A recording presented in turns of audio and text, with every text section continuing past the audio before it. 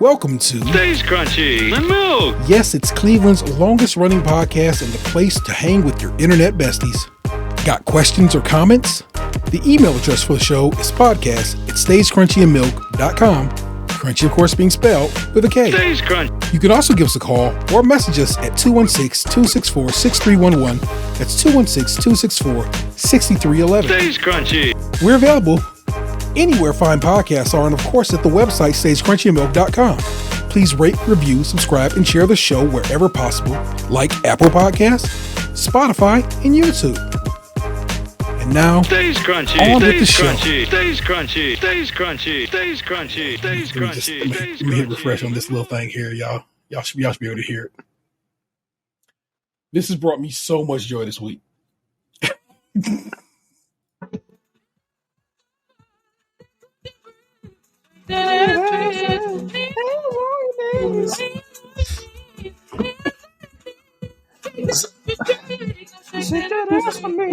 So Go ahead. You can talk, man. So what the original thing I seen, it was like it sounded like Countess Vaughn from the Parkers when like her and her group. I put it in my my stories on Instagram, and it just tickled me so much because it did sound.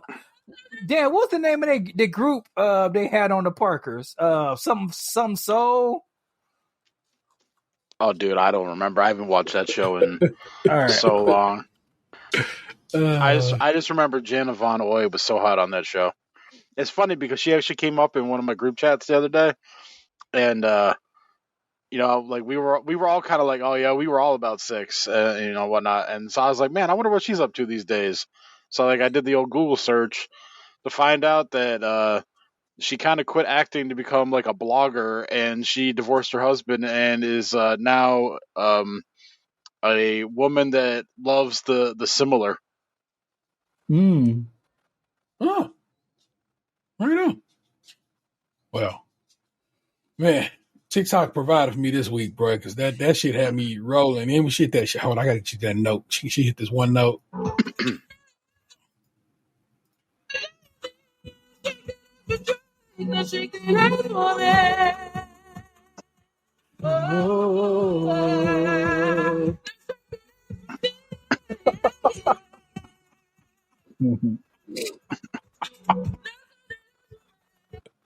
It makes me so happy.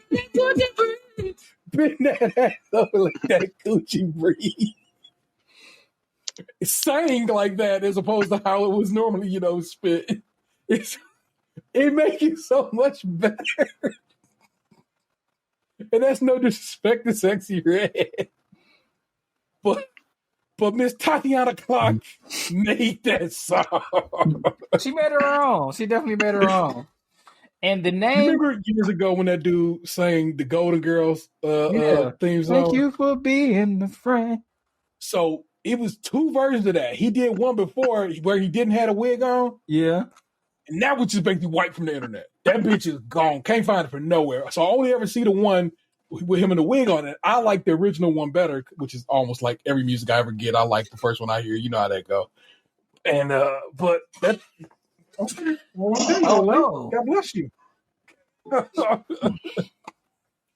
But yeah, man, I love black people, man. I love us. I love us for being so talented and entertaining and entertain such entertainers, even amongst the very hard of this world some days, so Kim I'm Parker, gonna take that joy and I'm gonna enjoy it.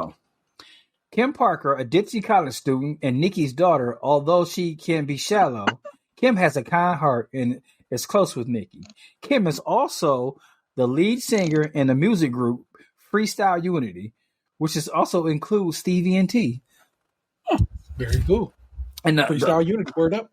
The other thing I've been seeing going around this week about Countess Vaughn is that when she was on the set of the Parkers,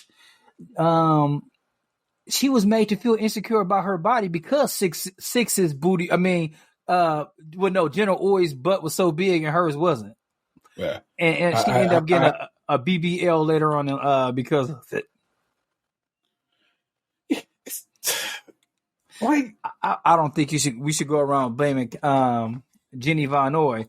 It's like and I think she specifically didn't do that. I think she said the people around them and people, you know what I'm saying, and made it like I said, I think they was cool beings, you know. Yeah, I think people just use that like, look at the white girl with the fat ass, and that's always that way, man. Constantly just like black women can't ever win. You know what I'm saying? It's just some whole shit sometimes, bro. And that in that particular instance, that's the whole shit that happened on that particular set, man. Yeah, she was you know, they try to fat shame her. I never thought she was fat. She was just a short, cute little chick. Of course. But it's like, you know, LA and Hollywood, what they call fat is so different. Jessica Simpson was considered like plus size and was in single digit clothes, but they called her plus size when Jessica Simpson was wild at her, you know, height of fame. It's just they have a different measure. And spoiled little LA girl, you ain't really spoiled. You just live in a town that really, really be on some bullshit. Yeah, going back to like America's Next Top Model, like it was this one man, she was fine as hell too. Her name was Robin, and it was like, oh, she's plus size. Just the way they were talking to those ladies back then, it was a travesty. It's like it's weird. Like that show couldn't be on now because just the way they were talking to the models back then. I don't even know if it's on now. I don't know if they still do that show, or they have learned a lot of lessons and got some apologies to make. You know what I'm saying? Some discussion to be had. Yeah, Robin was super fine.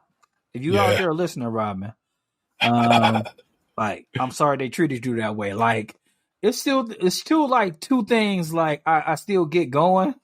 I still get likes on for years now, and it was me saying that you know, that was a terrible thing they did to Robin on America's Next Top Model.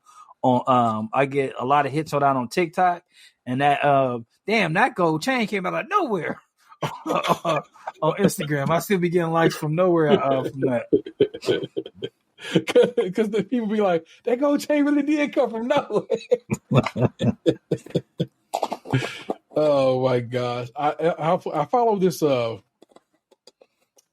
gaming shop on TikTok, Secret Castle Games down in Kentucky. Mm-hmm. And this week they got a little bit of virality because they showed a long since forgotten GameCube Easter egg that if you had all 4 sticks on the GameCube and when you turned the game, y'all all pushed A at the same time, it made a different startup noise. And it was wild to see them doing it. That video was just a fun little watch because the dude he did it himself because she was filming. The one staff was filming and he was so he had to try to hold 4 GameCube controllers all at once and do it. And it was so cool. And then it got some steam. It's got to rolling. And then Kotaku wrote a story about it. GameSpot wrote a story about it. And so I'm like, that's so dope that this little, you know, game shop. I follow them on, I don't even do no Whatnot auctions, but I still follow it. I still Whatnot's on my phone. So when the auction comes, it still pops up on my phone that they are doing an auction. They do an auction, of course, every Thursday, just as we record this show. So I never get to sit in on their auctions. But I had wrote them or messaged them like a while back and was like, hey man, do y'all guys got the TurboGrafx 16 games? That's something I've been on the look for. Mm-hmm. And dude was like, oh yeah, we actually do have a pretty decent, you know, supply of those. So at some point we got to get down to Kentucky. We said we was going to go to Kentucky to go to Buc-ee's. But they're on either side of the state. So that's the problem there. But either way, like I said, I know we will get on the road and we'll get down that way just because it's reasonable. We could add that to our Jungle Gems, Jungle Jacks. What's the name of that stuff?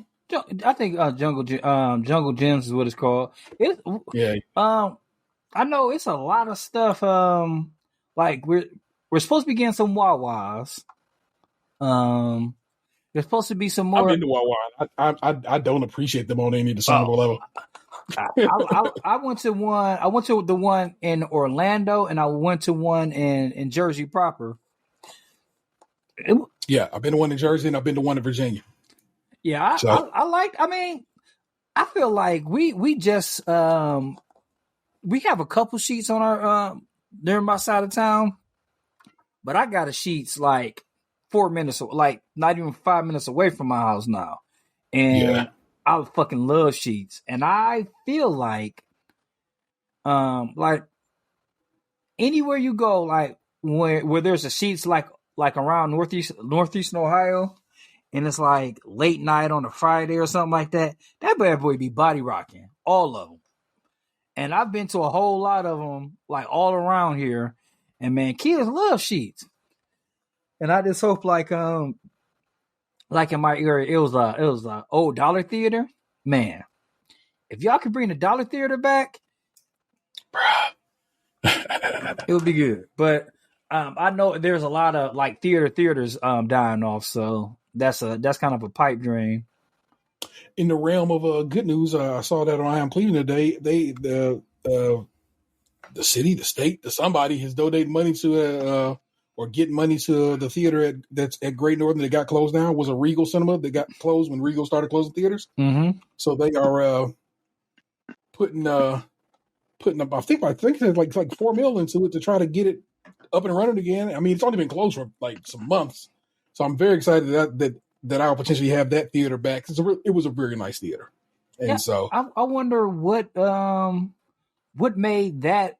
What city is that again? That Great North is in North Olmsted, Ohio. Okay, yes. I wonder what made that theater special. Is it like nothing else around there for it to be like, we gonna give this, because I think it was $5 million.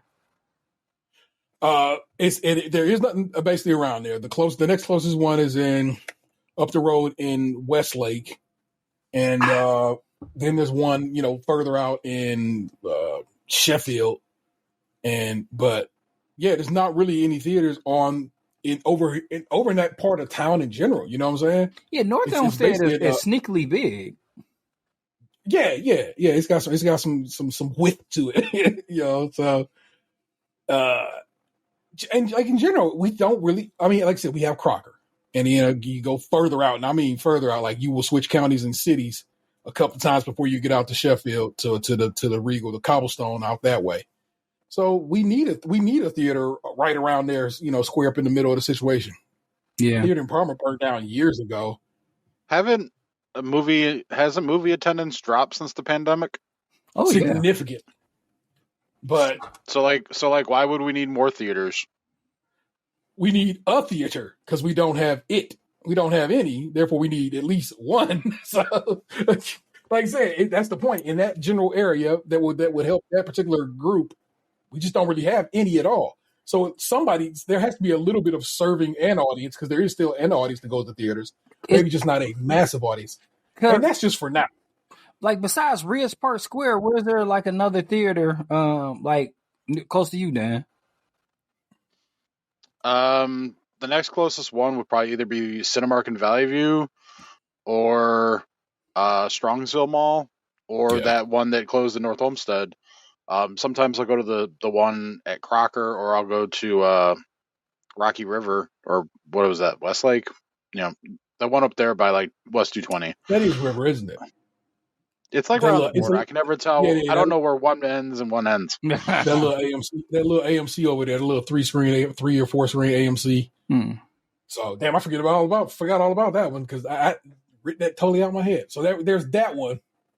There is over there in Gordon Square on 65th, the little indie house, Capitol Theater. Capitol Theater's there. Off 86 or something like that. No, 60. There's also There's also the drive-in out in Ridgeville. I mean, yeah, that's not open all year round though. It sits so close to the highway, and the way they screens is supposed. To me, that's a poorly made drive-in. and it's not their fault. Highways and stuff showed up over the years, but at this point, it's like I feel like that whole drive-in need to get twisted, like a good 180 away from where it's pointing currently. Because it's just like so much city light and so much other light, and just it's like, ugh. Well, don't they have it pointed in a way that like avoids the sunset? Maybe. I have no idea where that theater sits in relation to the way because I mean the sun, west, but that's definitely no sunsets in the west, but that's definitely a north south kind of flow to where that theater sits. But who knows? Yeah, maybe. Well, yeah, because then they could start playing movies with the sun off to the west, like it wouldn't be interfering with the screens on the north and the south. Aye, fair enough. Well, I missed the drive-in over there in Brooklyn, and that is now an Amazon warehouse. That's the one we used to go to. It used to be a dope drive-in. I saw Terminator 2 there. I saw many a movie there, but Terminator 2 is the one that sticks out as like, yo, that was one of them groundbreaking films for my young film watching days. But yeah, that was the only drive-in I've ever been to. Oh, nice. Now I used to go to Tennessee. My mama used to take us to the one in Tennessee all the time. Which was still when last we went. Did we see that? I don't know. Mayhaps. But the theater over on the Capitol basically has one large room, then it has two small rooms. And I'm telling you right now, one of the rooms it might as well be a TV. The screen's so small, it's ridiculous. And I get it. It's like an art house. You're going to show your little indie films there. You're not going to be packing everything in there. But also, like the big room is so big and it's so nice. I saw Transformers the movie there. They did a midnight screening of Transformers, and I got to go up on stage and answer a trivia question, which was pretty fun. And so I don't know. I just I like we just were talking not too long ago. I miss the cinema, but like right now, all these damn companies is like, it's like they trying to make up for the loss of pandemic money, post pandemic I guess amidst the pandemic. They trying to make up for what's been lost by raising prices, and guess what? That's not going to do. It's not going to have people come to the theater because it's almost like this point, like the Holdovers was in theaters and on Peacock. Yeah. Bruh, I'm not going to the theater to go see the Holdovers. Also, I don't know if that movie really. I don't know if the big screen is going to bring a lot to the Holdovers. You know what I'm saying? That's kind of a quiet movie. I miss, especially like films like that. I think watching it on TV is great, but at the same time, like you do get to miss some of the luster of seeing it on the big screen, seeing like how they transformed like the town they're in to make it look like they're back in 1970. Yeah, yeah, I can see that. Like I said, spoke last week. Like I went to the movies twice, and it was just like, man, I miss going to the movies. Yeah. Especially when it's only $6 and there's nobody else really in there. But I mean, it was a good time, and I kind of feel like we got some good movies coming out. Speaking of like watching at home, the Roadhouse with Jake Gyllenhaal trailer came out today or yesterday. What'd you think? As a person who loved Roadhouse, like the original movie, that trailer seemed real fun. And I see where the director is coming from. Like, hey man, I thought we were getting a theatrical release and you're only going to put it on Amazon. Because Scarlett Johansson, didn't she sue for that? She did, and I think they had to. They basically settled up with her on the humble. Was like, sorry, who knew the pandemic was gonna happen? But she's like, look, bro, you said you're gonna put it in theater, because part of her contractual obligation is she gets some back end on Black Widow. Yeah. So it's like if you don't put it in a theater, then it's wrong. But I also have seen recently they're putting Soul, which was going to be a Pixar movie that they ended up putting on for the pandemic, is getting a theatrical release. And so it's Tenet. Is about to come back to the movie theater. I fuck with Tenet. I love that movie so much, man. That's one of Christopher Nolan joints where I know it's a little bit of a thinker, but I really enjoyed it, and I did see that one in theaters. So I don't mind a return trip to go watch that again on the big screen.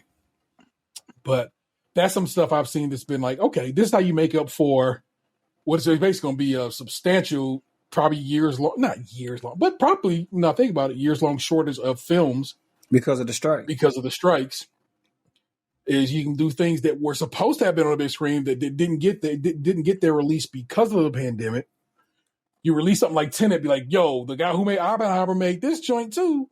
You know what I'm saying? And Oppenheimer's going back to be a pre-Oscar to get some love shown. So why not?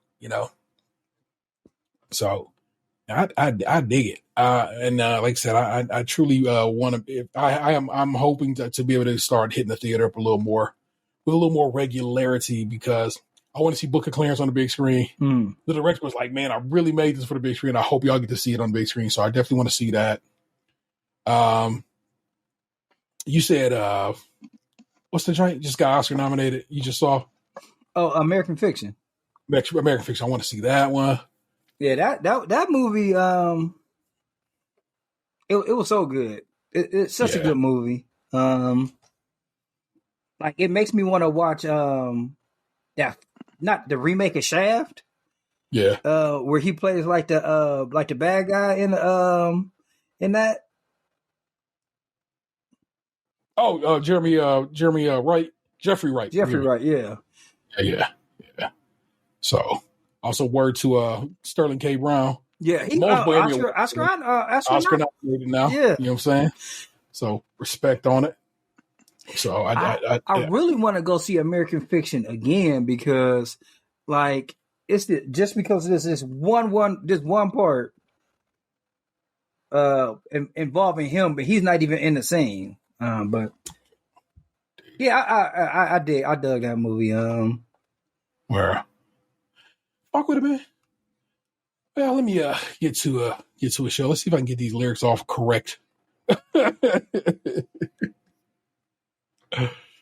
Hold up, I ain't trying to stunt, man. But the Yeezys jumped over the jump, man. We're from most hated to the champion Godflow. I guess that's a feeling only me and LeBron know. I'm living 3 dreams. Biggie Smalls, Dr. King, Rodney King. Because we can't get along. No resolution. Till we drown all these haters. Rest in peace to Whitney Houston. Calls money. Girls in the clothes. Oh, man. You sold your soul. Nah, man. Mad people was fronting. Oh, man. Made something from nothing. Picture working so hard and you can't cut through. That's messed up your whole life like an uncle that touched you. I'm from the 312. What has the world come to? I'm from the 312. Where cops don't come through and dreams don't come through. Like, there that guy go in the Murcielago from working McDonald's, barely paying the car note. He even got enough to get his mama a condo. Then they ran up and shot him right in front of his mom. 40 killings in a week and 40 killings in a week. Man, the summer too hot. You can feel it in the street. Welcome to Sunday service. If you hope someday a service, we got green in our eyes. Just follow my Eric sermon. Did Moses not part the water with the cane? Did strippers not make an ark when I made it rain? Did Yeezy not get signed by Hove and Dame and ran to Jacob and make the new Jesus chain? In Jesus' name, let the choir say, I'm on fire. Hey, that's what Richard Pryor say. And we annihilate anybody that violate. Ask any dope boy, you know they admire. Yay. What's good, people? Welcome to it. It's episode 525. And we're the difference between taxable and non-taxable income. I am your host, Dennis Taylor, 713. Join us always my best friends. It is the 216 song Tatum. Yes. Cruel Summer is an underrated album. Bruh, I listened to that whole album like about 3 times yesterday. Kid Cudi called into One-Up, and just when he did, I started just singing For Real. And I was like, what is that? I'm like, oh, that's on Cruel Summer. And then it was over. I was right back. I was straight down the rabbit hole. So that album is good, and I would tell you, go listen to it in your car real loud. Man, it's this song on an album called Higher. Oh, gosh. I was leaning towards some higher lyrics, but then I went with New God Flow. Also, both with Pusha T. Bliss is one of my top 5 John Legend songs. I love that song. That his verse on that shit is chef's kiss. But don't sleep. I'm also joined by my homeboy, the big homie, Lunchbox 2099. Good day, sir. You've had a day and a half. Thank you for coming through. You really could have took the night, but you were like, I'll come through, and thank you for that. You're welcome. I'm happy to serve. We salute. I got some news this week, but I'm gonna try to mix the good and the bad, and not the, I mean, yeah, you know, the whatever. And we'll get to it. Both are both Ohio stories. So I didn't venture out the state on this one. I think, I'm pretty sure Ant sent this to me. I sent this to us in the IG chat. If y'all knew my damn group chats, we have composed across the various social medias. It's like, if I could make one in TikTok, I would. That way, that would be handled too. But alas, it has to travel individually. But this is from Scene Cleveland. Vince won't tell me how to pronounce his last name on the byline. I was living in denial. Holly Strano gives update on journey of sobriety following DUI arrest and crash. The WKYC anchor remains off air. In her first public comments since a Thanksgiving Day DUI arrest and crash, Holly Strano said on social media that she is working on sobriety and healing. The WKYC anchor meteorologist, who has been off the air since the incident, was lucky not to seriously hurt herself or anyone else when she flipped and crashed her SUV on Peninsula Road in November while driving 70 miles per hour in a 35 mile per hour zone with a 0.244 BAC. I am deeply remorseful. I'll get you that part of it. Strano pled guilty to a single OVI charge in Cuyahoga Falls Mayor's Court and was handed a year-long license suspension, a $375 fine plus court costs in order to participate in a 6-day driver intervention program. She avoided jail time and the other two original charges, a marked lane violation and a super DUI charge, were dropped. What the hell is a super DUI? Super DUI. Look at that. You can read Holly's full message below, but instead I'm going to read it off of her IG. We'll give her the click. I just want to know what a super DUI. What is a super DUI in Ohio? This is from a law office of Mayor Law Firm, LLC. What is a super DUI? In Columbus, Ohio, a driver who is found to be operating a vehicle with a blood alcohol concentration level that is over 0.08 or greater is considered to be driving under influence. This can also be applied to operating a vehicle within certain concentrations of drugs or other substances in one's blood or urine. For a BAC that falls between 0.08 to 0.16, an individual will usually face a normal DUI charge and the associated penalties. In the case of a higher BAC level, you may find yourself facing a higher tier DUI, sometimes referred to as a super DUI in Ohio. Yeah, because hers was... So what exactly is a super DUI? A super DUI is when an individual has a much higher BAC level, indicating a higher level of impairment. A BAC that can lead to a super DUI is one in which when an individual's BAC level is higher than 0.17. The BAC level is considered by law to be overly excessive in Ohio. If you are pulled over and agree to be tested, your alcohol concentration levels, and they come in at 1.17 or higher, you can face a high tier DUI, meaning increased penalties. Jail time. Okay, so penalty for DUI, possibly 3 to 6 months in jail. Fines from $375 to $1,075. License suspension from 1 to 3 years. Super DUI, though, if you get to catch that one. Mandatory jail time with a minimum of 6 days.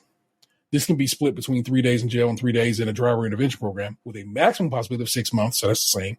Only you got to do them 6, I guess. Fines are the same. License suspension of 1 year with a maximum of 3 years. Mandatory, you got to get party plates. And loss of driving privileges for at least 15 days from the day of the offense itself.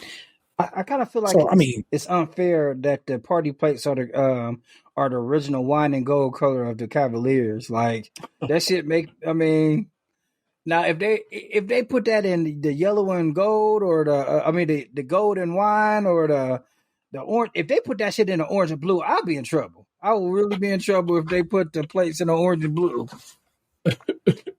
Like, sir, I don't drink like that, but I would like those plates. Let's make a deal. I want to read you Holly Strano's statement. She posted this on Instagram. It's her first post on Instagram since, like I said, since way back then. So she really has been off the social medias and has not posted since she posted this. The link is, of course, in the show notes already. It's just a simple picture. But it says, I'd like to introduce you to my grandpa Sam's chair. If you know Holly Strano, if you're local, she talks about her grandpa Sam, talked about him, took pictures with him all the time. He was everywhere in her socials until he passed away. So I know how much he means to her. This is a place where I've spent many hours thinking, crying, reflecting. As I've taken time over the past 60 days of different points on how I got there that night, I have learned the phrase begin again. I'm deeply remorseful for what happened the evening of November 23rd, 2023. As tragic as it was and as cliche as it may sound, I believe that had to happen to me to put me on a healing journey on sobriety and introspection. Sometimes we have to make mistakes that are so big that we can't go back. We have to notice. I was making so many small mistakes leading up to that day, I was living in denial. I've embarked on a journey that I am grateful for, the people that are working closely with me on my healing and recovery, and to each of you, the outpouring of text messages and cards sent directly to my home, thank you. I'll never forget, and I know who each of you are. I miss you so much and look forward to seeing you again. Like I said, currently still off the air, probably will be off the air for a little bit longer, but also I think she needs to be off the air. I think she needs to be focusing on getting better and getting healthy, and I'm glad that she is doing that. But then I follow somebody on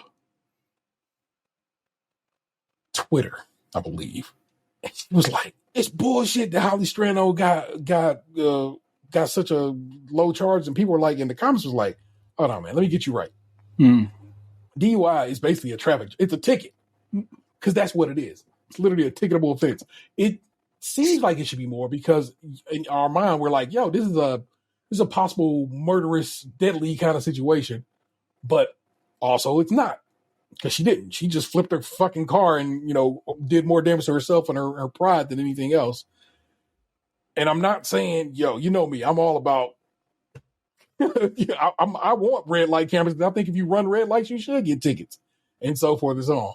But I also think the law that by the letter of the law, she was given all the things that come with the letter of the law. Now she did get some charges dropped, and they're like, it's probably because she's famous, but it's not probably because she's famous. It's because most people who first time offenders get all those charges. They get the same thing. They would get treated the same way. Yeah, she's a lady in her 40s who's never been in trouble with the law. Who has money? Like, I don't understand why you want them to throw the book at somebody like that. That's you. That's your mama. That's your grandma. That's your aunt. You know what I'm saying? That's people you know. And I know you're like, they shouldn't drink and drive. And trust me, I agree fully. Never drive inebriated. I don't think that should ever happen. I don't drink when I'm out and about because I don't ever want to drive. I don't ever want to be possibly fucking up in a way that can make it seem like, oh shit, it was because I had that beer or I had that cocktail. So I get it, and I'm down for that. But I also think I feel like we have forgotten what forgiveness and grace is in this place, man, this country, man. And I don't know, man. I'm not saying that I'm just not of the belief that it's because she was wealthy and famous and she got off of that. So I'm like, there's too many examples of that not being true. I definitely wouldn't say famous. Wealthy means you got a good lawyer. You got a good lawyer. For sure. But at the same time, like, this is her first offense. But at the same time, too, they did say it was a super DUI. And they said that was, mandatory 6 months? Usually? 6 days. 6 days. Mandatory 6 days okay. At least. And then that would be 3 in, and they said you can do 3 in and 3 in an intervention program. So it's like, you going to lock Holly Strano up in jail for 3 days? What do you think you're getting out of that besides, I don't know, making making you have to protect her because she's kind of famous. You making everybody's job that much harder. And again, like we said, first time, I'm not trying to advocate for drinking and driving people. I'm going to repeat that. But I am saying let's try to show people a little grace. And I don't understand why we done threw grace out the window as of late.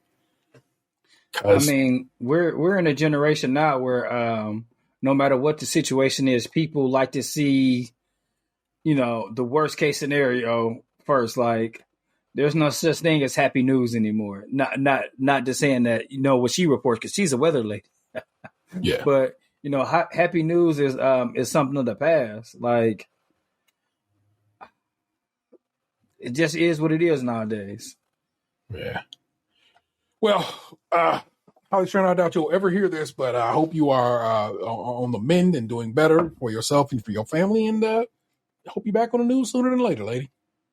Holly Strano, when she like This was like probably after her second kid was born. She had just come back to work after being off for a stretch. It was wild, voluptuous, and it's like when it's like when AC was first popping. I was like, "Oh, okay, Holly Strano, I can lightweight see through your dress this morning." Oh, and I'm sure you got told that after the fact, but word to 1080i on channel 3 for that one. 1080i. This is what I think is a good news story. Oddly enough, from WKYC, where Miss Strano is currently still an employee, as far as I know. Cleveland chef named semifinalists for 2024 James Beard Awards. Cordelia, which is located on East 4th Street in Cleveland. On Wednesday, the James Beard Foundation announced its 2024 Restaurant and Chef Awards semifinalists. Cordelia chef Vinny Semino was named as a finalist for the Best Chef. Great Lakes, that includes Illinois, Indiana, Michigan, and Ohio category. Cordelia, located on East 4th Street in Cleveland, features heritage-rich recipes and cocktails inspired by the farmer's bounty and generations past, reimagined and showcased in new ways. The mission of the James Beard Award is to recognize exceptional talent and achievement in the culinary arts, hospitality, media, and broader food system, as well as on a demonstrated commitment to racial and gender equality, community sustainability, and a culture where all can thrive, according to organizers. Last year, Brandon Chortowski of Edwin's Leadership and Restaurant Institute was nominated in the Outstanding Restaurateur category. Additionally, Ali Lavelle Umansky, Jeremy Umansky, and Kenny Scott of Larder Delicatessen and Bakery were semifinalists in the Best Chef Great Lakes, which is, again, Illinois, Indiana, Michigan, and Ohio category. Hospitality is in Semino's blood. His grandmother taught him everything he knows after she owned and operated Belly's Deli in Kent for years. Semino plays a homage to her with their original restaurant sign that hangs in the kitchen of Cordelia. We get inspired by where we come from, who taught us that hospitality, and that was our grandmother, said Semino. He previously told 3 News Austin's Love. The winner of the Restaurant Chef Awards will be announced June 10th. And as a man who deeply in love with the show The Bear, where Carmi is also a James Beard nominated chef, anytime this city does well and is spotlighted on a national or nationwide level, I'm here for it and I love it. But a James Beard Award is a big honking deal, and to possibly have a James Beard winner, at least the semifinalist right now, could do a lot of good for East 4th in general and just downtown Cleveland. Well, just restaurants in the area, because we got that level of chef down here. That means there's other places that may be on the low, and I hope people will come to this town and get down with it. Man, it's a chicken salad. You got people flying in from all over the country. So I know a James Beard winner could do the same for people who appreciate good food and good restaurants. So respect due to Chef Semino, and may he come through with the victory. Do it for the city. But that's our news for the week. Like I said, look, little bit of the dark, a little bit of the light, and like I said, that's what I try to hope to do going forward. That's word to my man Amp on that one. Yeah, I remember Mark Maron used to always big up the greenhouse. Like, yeah, that was his spot when he came through. Yeah, when he came through, and like, we need another place like that on 4th Street. There's some other places that are like that are okay, but like the greenhouse was something special. So I'm glad we got some more stuff down there. Yeah, word life. But as always, man, this is yours, sir. First up, as always, is Tatum. What you got for us, man? Man, I know we've been talking about food for the last couple of weeks, but shit, something else happened, man, and I got to bring it to the table. You guys ready for it? Of course. I know this is a place me and Lunch really go to. It's someplace me and Dan go. T really doesn't go there very much, but I had an experience at Chipotle that was, man, I was on the edge of my fucking seat, man. I ate there last night. Oh, sir, I go to Chipotle at this point possibly 4 to 5 times in any given week if Vanessa's really on one. Okay. So trust me, I'm in Chipotle. I don't eat Chipotle like that, but I'm in that bitch on the reg. So, I like Chipotle, but like every once in a while, I get a serious craving for their crunchy tacos. And the thing about their crunchy tacos is they're not traveling. You're gonna eat them right there in the car, and that's the end of it. Because otherwise, they got like a 5 or 10 minute lifespan, and that's it. But that's neither here nor there. I walk into the Chipotle. There is 3 people ahead of me. I'm like, oh, okay, all right.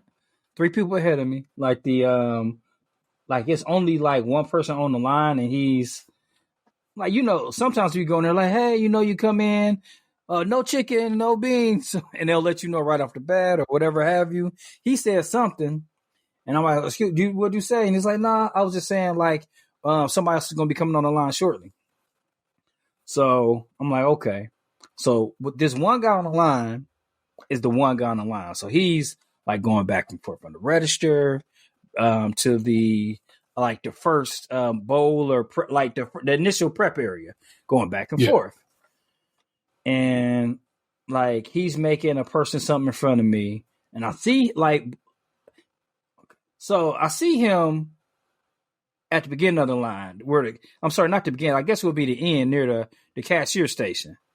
I see him go there. I don't know what he does down there, but he's down there. Then he comes back.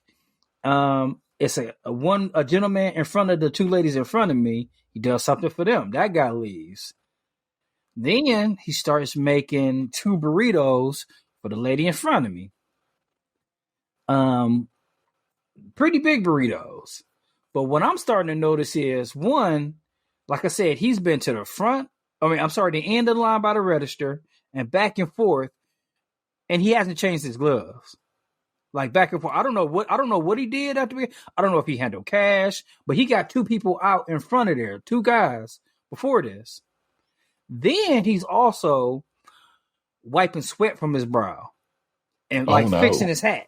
Like he's doing one of these, fixing his hat with gloves on, and like going back to fix these 2 burritos. I am fucking freaking out. I'm like, oh my gosh. I don't know what to do. And I'm about to leave, and then like 2 more people come in, like right behind me. And I'm like, oh, fuck. Just when that happens and I'm freaking out, guy comes from the back. Hey, how can I help you? I'm like, oh, thank God. He comes to go fix my tacos, puts on some fresh gloves, and like makes my tacos. I move on, of course. Hey, can I help you? Slides my bowl down with only my chicken and my rice. So this other guy was like, hey, how can I help you? I'm like, I'm not trying to be a dick, man, but can you please change your gloves? Because I noticed beforehand that you were touching those ladies' burritos and they had meat. I didn't say the sweat thing. I said the meat thing. And he's like, man, I get it. Gives me a chance to fix myself up because, I hate wearing hats and I'm sweating. I'm like, oh, okay. I don't know if he really knew the reason I was saying to change his gloves, but he was nice about it and he changed his gloves. I felt bad about it, but at the end of the day, I'm really glad I told him to change his gloves because it was skeeving me the fuck out, man. Like, I don't know if I should feel that way, but I definitely did. I was just like, what, you don't think you should feel skeeved out? I mean, I feel bad for it. Like, I feel bad that I was so bothered by it. But I know I shouldn't feel bad, but I felt like such a dick, like not eating a man's sweat. Like, I can't stop you from feeling bad because that is your feelings to feel. I just wish you didn't, because it's okay. It's okay to be like, I'm sorry, my guy. I do not want your fluids in my meal. All he's gonna do is make me pay for food I couldn't eat at that point. Yeah, I know you would have just went through the process, and then that shit would have went in the trash. You would have left. Nah, I like if he would have started fixing the food, I'd be like, I'd have faked a phone call or some shit and just left. Hold on, I'll be right. Hold on, give me a second. I think somebody else wants something. Yeah. So, but nah, man, that's I'm that stress, that little bit of tension. It's just like, I do not want the experience to go like that. I wonder what I'm trying to think of any experience that like might match up with that in life.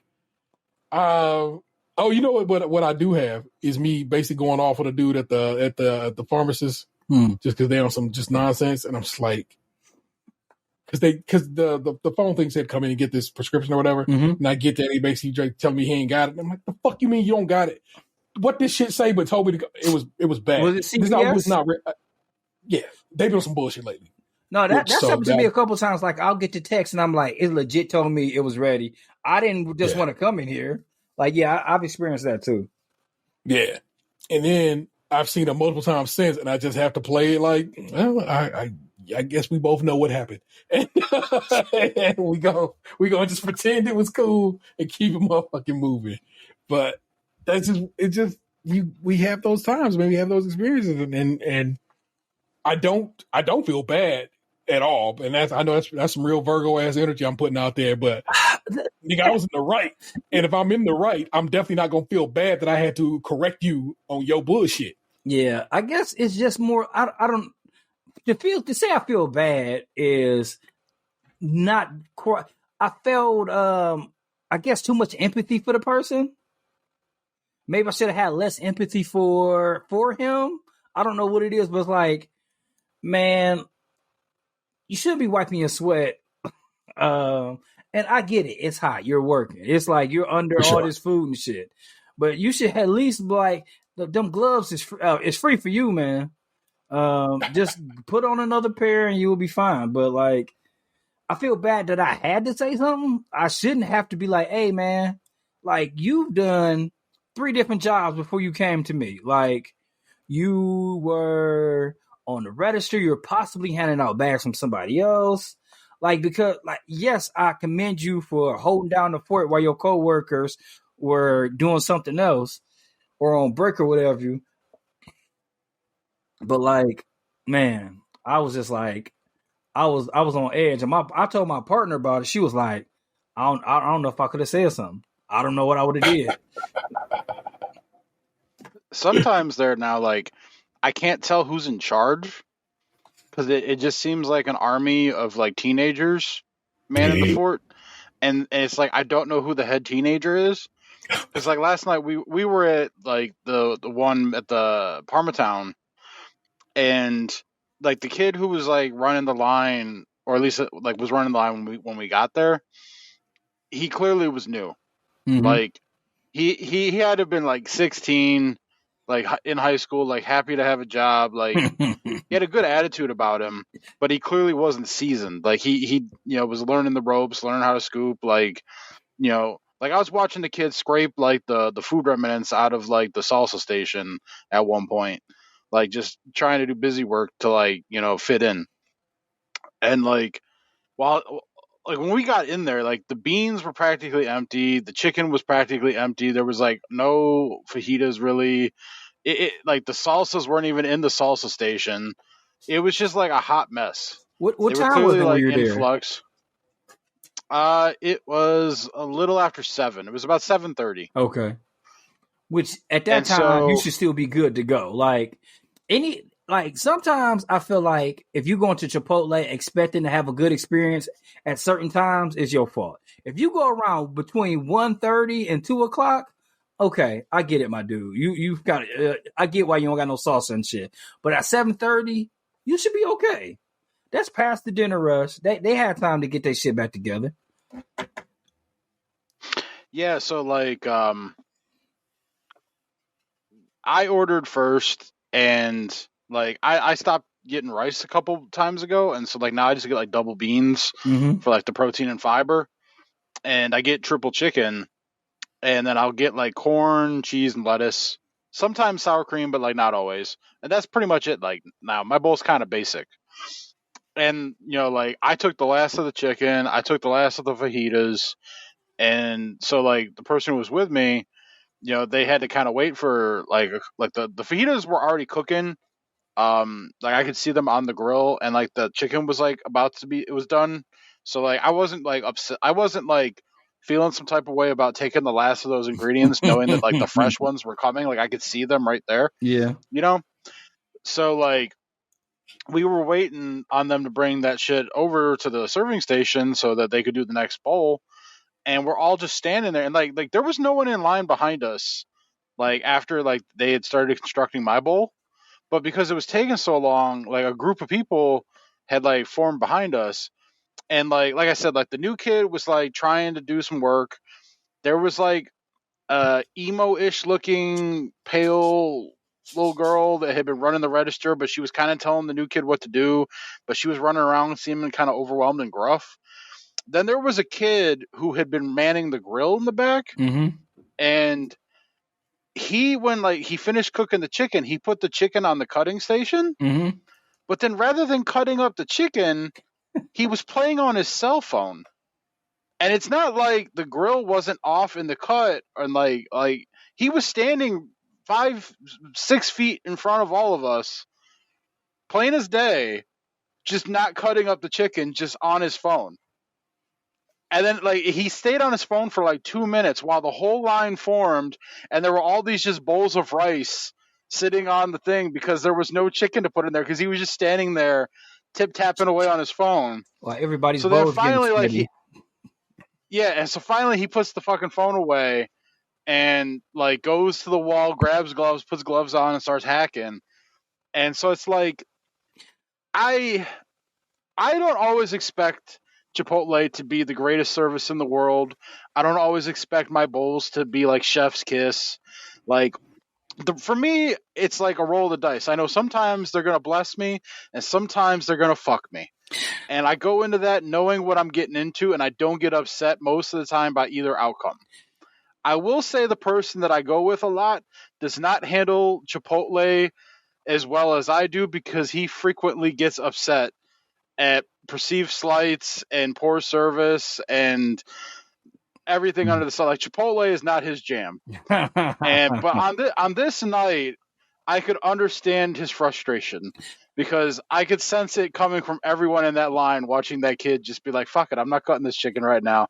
I don't care how long y'all wait. I got phone text to answer. So I wonder, like now if it was a family emergency or some shit, all good, my guy. But it looked like he was just reading some shit and just didn't want to cut the fucking food. The one thing I do wonder is, so after you take the chicken off the grill, are you supposed to let it rest? That's the only saving grace I can see there. But at the same time, if you're supposed to let the chicken rest, don't be fucking playing on your phone in front of people. Go busy yourself somewhere else along the line. Yeah, like clean the grill. Go get the fajita veggies that are cooking on the grill off. Like there were so many other things he could have been doing. Like I just figured it'd be like a rule of like don't be on your phone in front of the customers. You know, like unless you're checking the time or some shit. I am. But if you're clearly texting, you know, like that's just kind of like you're putting out a bad precedent. That's why people get bowls thrown at them and end up on fucking TikToks and shit. Oh yeah, like people been pretty fucking crazy. Like I know it was a one Ohio story with a lady, try to shoot the fair one with the lady at McDonald's, and she had to fucking work there. End up working there. That was in Parma. That was a Chipotle, wasn't it? No, it was I think it was McDonald's. No, that woman threw a bowl at a Chipotle employee. Yeah, that happened. That also was a Chipotle in Parma. That was a Chipotle in Parma. Yeah. Was that the same one you went to? Okay. Yeah. So it's just like, again, how funny. It is a lack of grace and a lack of empathy, and I think we've all just kind of forgotten our way. And I feel like years of pandemic, and it's not even years of pandemic. It was basically a year of pandemic, and most people and before people was like, I'm back in these streets. So it's like for me to keep blaming that is actually just kind of some horse shit. That's me giving people more credit than they actually deserve. We had basically a full year, you know what I'm saying, March to March of like, yo, this is crazy. But then like I remember November that year we had the vaccines. And so, you know what I'm saying, I had my first shot, you know what I'm saying. And I was, good to go by I want to say by Christmas or Thanksgiving of 21. So or 20, because like I said, I think that's when the vaccines first dropped. So it's like, I think it might have been like after Thanksgiving, because like I know so many people, because that first Thanksgiving, like everybody talking about like concerts being super spreaders. I know so many people who got sick that first Thanksgiving, like who still ain't right afterwards. Like I remember a family member, I'll just keep it like that, had pretty like really, really bad COVID.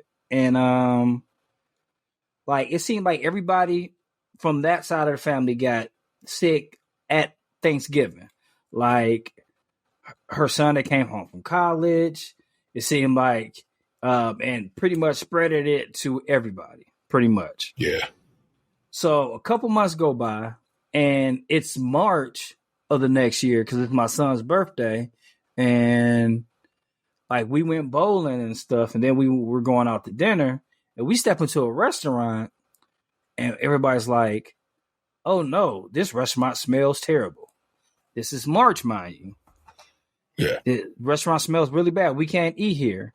And she goes, "What? I don't smell anything still." From November. Wow. Yeah, that long COVID is what I just looked it up on my trusty IG, because I took a picture of myself when I got vaccinated. I was vaccinated again 1 year later, March 20th, literally a year later, March 20th. So a year from when we came home, March 20th, 2021. So 1 year later, it was late in 2020 when they started, I think, vaccinating the old people. Remember, because they didn't let everybody go to get vaccines. They divvied it up by age. Yeah. The elderly and the immunocompromised got it first. And so again, I kind of got to stop saying it's the pandemic, because it's like, yes, but also, we was kind of free by summer 2021. You know what I'm saying? Yeah. But at the end of the day, it's like, yes, the pandemic wasn't that long, but the ripple effects are still affecting us to this day. For sure. And like, not letting go. Like, yeah. Like you hung out with a pimp one time and everybody else calling you a pimp. Like, hey man, I only hung out with Shorty one time. I'm not a pimp. I wear a zoot suit. What I have noticed a lot of people are starting to, a lot is, I think like 3 people I've seen pointed out, but it has been pointed out that it is reminding a lot of people of HIV. Oh man. Early when people were getting HIV, because we didn't know that HIV could develop into full-blown AIDS and so forth and so on for about 10, 15 years. Because that's basically how long it took before it would go from one to the other. And people are like, we have treated this pandemic real shittily on this planet, and we did the same thing with HIV back in the day, and we don't know what the results of long COVID will be. And it could be as easy as, okay, well, we're good. But it also could be in 10 to 15 years, we are real fucked by those of us. I mean, like I said, I've had COVID. Pox has had COVID.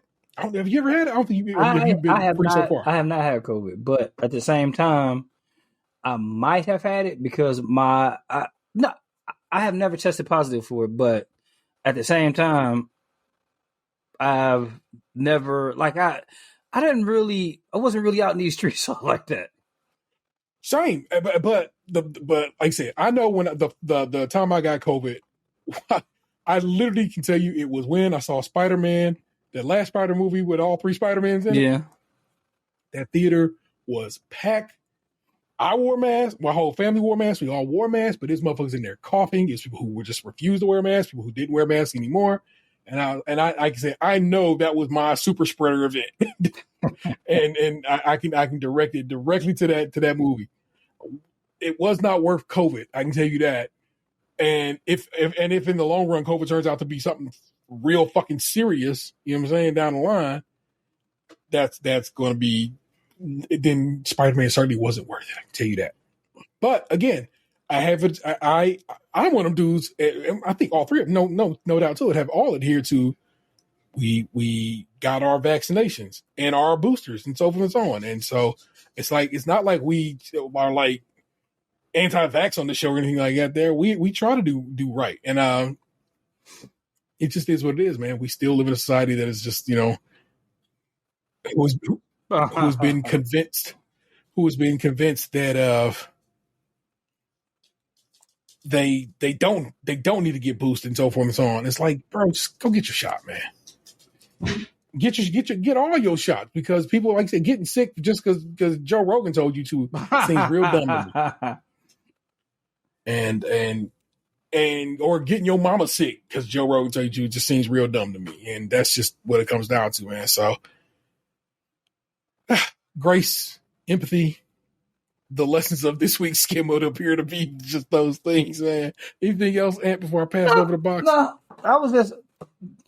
I mean, I know you guys. I just feel like I said it the best way I could. I was like I said, I mean, I'm not trying to be a dick, but can you please change your gloves? I don't want a person to feel bad about how they handle their life. Like, I mean, after I left, that dude probably had 2 more hours of work to do. Probably another hour after that, cleaning the grill and all sorts of shit. Like, I don't know how that guy life is, and I don't want to make anybody feel bad about anything. It's the easiest thing in the world is try to be kind to somebody. For sure. Them motherfucking gloves, boy. You got to change them. Right? Or I'm not paying $9.99 for these tacos. Bro, it's tone. It's how you approach it. Yeah. You know what I'm saying? You approach it relatively sweetly. And whatever, but whereas somebody else could have came through and was like, you got to change them gloves, and that could have changed the whole fucking formulation. Yeah, my last thing is like Chipotle is the proof where society breaks down, man. Like, just because you want an extra scoop of corn in your shit, don't mean you got to talk to somebody like they beneath you. Reckless. Like, yeah, you can say something to somebody, like, because dude was joking around with me, like, right afterwards. It's like, it wasn't nothing to it. Nobody was looking at me sideways. Like, and I know how things can get in there. Like, not saying I'm better than anybody or anything, but like, I don't want to. I like going to sleep at night, and that kind of shit. Like, being mean to somebody for no reason ain't my bag. Yeah. Oh, shizzle dizzle. Daniel, get some story time of Lunchbox. Tell us what you care to tell us. Share, good sir, please and thanks. So, I was trying to think of what to say, and I think I decided to talk about. It'll be a brief thing. I have always been one of those people who gets upset when, like, you text someone and then they don't text back, because I've always tried to extend that courtesy. Yeah. I'm finding as I'm getting older and I'm trying to juggle so many things that I can see how some people can forget, because I did it to my stepmom a couple days ago, and because I did that, she actually thought I was upset with her. Oh, no. So my mom had my biological mom had heart surgery last week, and I had told like my stepmom and my dad when we were out to dinner, 2 weeks ago, that like she was going to have the surgery last week and everything. And so like Tuesday, my stepmom texted me in the afternoon, and she's like, "Oh, hey, I'm so sorry. I forgot. I thought your mom's surgery was this week, but I just realized that you said it was last week. How's she doing? Is everything okay?" And she texted me while I was working, and I opened it up and I saw the text, and then I had to do something with work, and so I put the phone down and I closed it, and I forgot to reply because like I was busy that day. Like I had dinner plans with some friends from like we had planned to go out a couple weeks prior, but it got canceled. We had to like reschedule. So like it got rescheduled for that Tuesday, and so like my mind, I was thinking about all the stuff I had to get done with work. And then I was thinking about how my lunch break, I had to go upstairs and like shave and clean up, and I was going to shower and everything. That way, when work was over, I could, change and get ready to go. Like, because I didn't want to sit around in the house in jeans for a couple hours, so I just put basketball shorts on. But after work, I was going to change my clothes and get ready to go. And then, like, around that time, traffic can be bad. So I wanted to make sure I got out of the house early enough and everything. So, like, I had all these things on my mind that, like, I completely forgot to go back to that text message. Slipped my mind 100% completely. And so, like, I woke up the next day for work, and she texted me at 6:30 a.m. Oh no! And was like, "Are you mad at me? I'm so sorry if you are," or something like that. And I was like, "Oh damn!" Now I feel bad because I definitely fucked up. It is not her. So I had to text her back, and I was like, "No, I'm sorry. I opened the text while I was working, and got busy, and I felt so bad about it because, like, it literally, I wasn't mad, and like she didn't do anything wrong." So I was like trying to explain to her that I was just like busy with work, and I saw the text and I closed it and forgot to reply, and I told her about everything, and then everything was fine at that time, and then today, like, I'd been logged into work for like 45 minutes, and then my mom calls me through the fucking Alexa because she couldn't get to her phone. Because apparently I was one of the few. Work? I guess she just told Alexa call, and then she gave the number because I was one of the few phone numbers that she knew because she couldn't get to her phone. Yeah. So she called me, and like it came up as my mom's cell, like in my phone, like the contact name. Yeah. So like Alexa was using my mom's phone to call, but like my mom today, like apparently like when she got up because she had like that heart surgery last week, her procedure, I guess I should say, is probably more appropriate. Yeah. She woke up today and like she was like felt dizzy and shit, I guess, but she went back to sleep, and then when she got up, like to get up, she was like so dizzy that she couldn't even get out of bed, so she like was afraid of like falling down and shit, and then she couldn't get a hold of my stepdad, so she had Alexa call me. So like I had to leave work today, and I never made it back. Like I completely missed the entire work day. Yeah. So I'm gonna have to figure that out tomorrow about how I put that on my time card. Well, I didn't miss the entire work day. I missed like 95% of it. Right. But yeah, so I had to go, tend to my mom, and she ended up, taking an ambulance ride to Cleveland Clinic. And so I didn't think she was having like a heart attack or a stroke or anything like that. Yeah. For a couple of reasons. Like she wasn't in any pain. She wasn't short of breath. She was talking perfectly normal. I just thought maybe she'd gotten COVID or was sick or had an infection or something along those lines, But like you can't really like rationally explain that to a person with anxiety because I know I'm one of those people. So I just tried to like go there and see what you needed and whatever. And like while I was on my way there, I called my stepdad because she had been trying to get a hold of him, and he's like, yeah, I got the message. I'm on my way back home now. So like we met up there. I beat him there by a couple minutes, and she like couldn't really sit up and shit, and so we tended to her, and then they took her blood pressure, and it was like really high. Yeah. And so they ended up calling the ambulance. The ambulance came and took her to the clinic, and long story short, she like got diagnosed with vertigo. Oh. So they gave her Valium to treat it, and they released her. So I dropped her back off at home around like 4 p.m. Does Valium treat vertigo, or does it treat anxiety? It does both. Really? Yeah, because the way they explain like the vertigo is that like it's like little balls in like these tubes in your ears, like kind of pop out and have to dissolve and shit. And somehow the Valium like stops the nerves from overloading your brain, making you think you're moving when you're not, or some shit. Mm. And so like it helps clear up the ball or whatever. This is what the dude in the ER was telling her. So I mean, they gave it to her in the room, and like by the time we left, she was doing like way better. It was the first time this ever happened to her, so it just happened to be like a week after she had that procedure done on her heart. But she got through it and everything. Like she's back home. She was texting me like while you were texting me about coming on here, so she's communicating, and seems to be in better spirits. She said she was thankful that I picked up the phone and that I came and I spent the day with her. It made her feel better and stuff. And I guess like I just understand how much it sucks being in the ER alone because I've done it so many times in the last year that like I don't wish that feeling on anybody. Mm-hmm. So even though like thankfully it ended up being nothing, like it kind of cost me my entire day, and now I'm gonna have to lose like a vacation day off of it. At least she feels better, Sir, sick day. I'd rather lose a vacation day. I'd rather lose a personal day because with my health, I can't be just throwing. I already used the sick day this year. We only get 10 of them bitches. So like, I don't want to be down to 8 and the first month is not even over yet.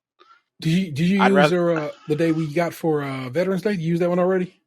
I used it last year. Fair enough. I don't carry nothing over no more. I don't trust the system. Same. I'm with you, but some people carry it over. So I was just checking. I'd rather because I get 20 vacation days. I'd rather use a vacation day than a sick day right now. Sick days to me are more valuable than vacation days because if you use them right, they're actually the same thing.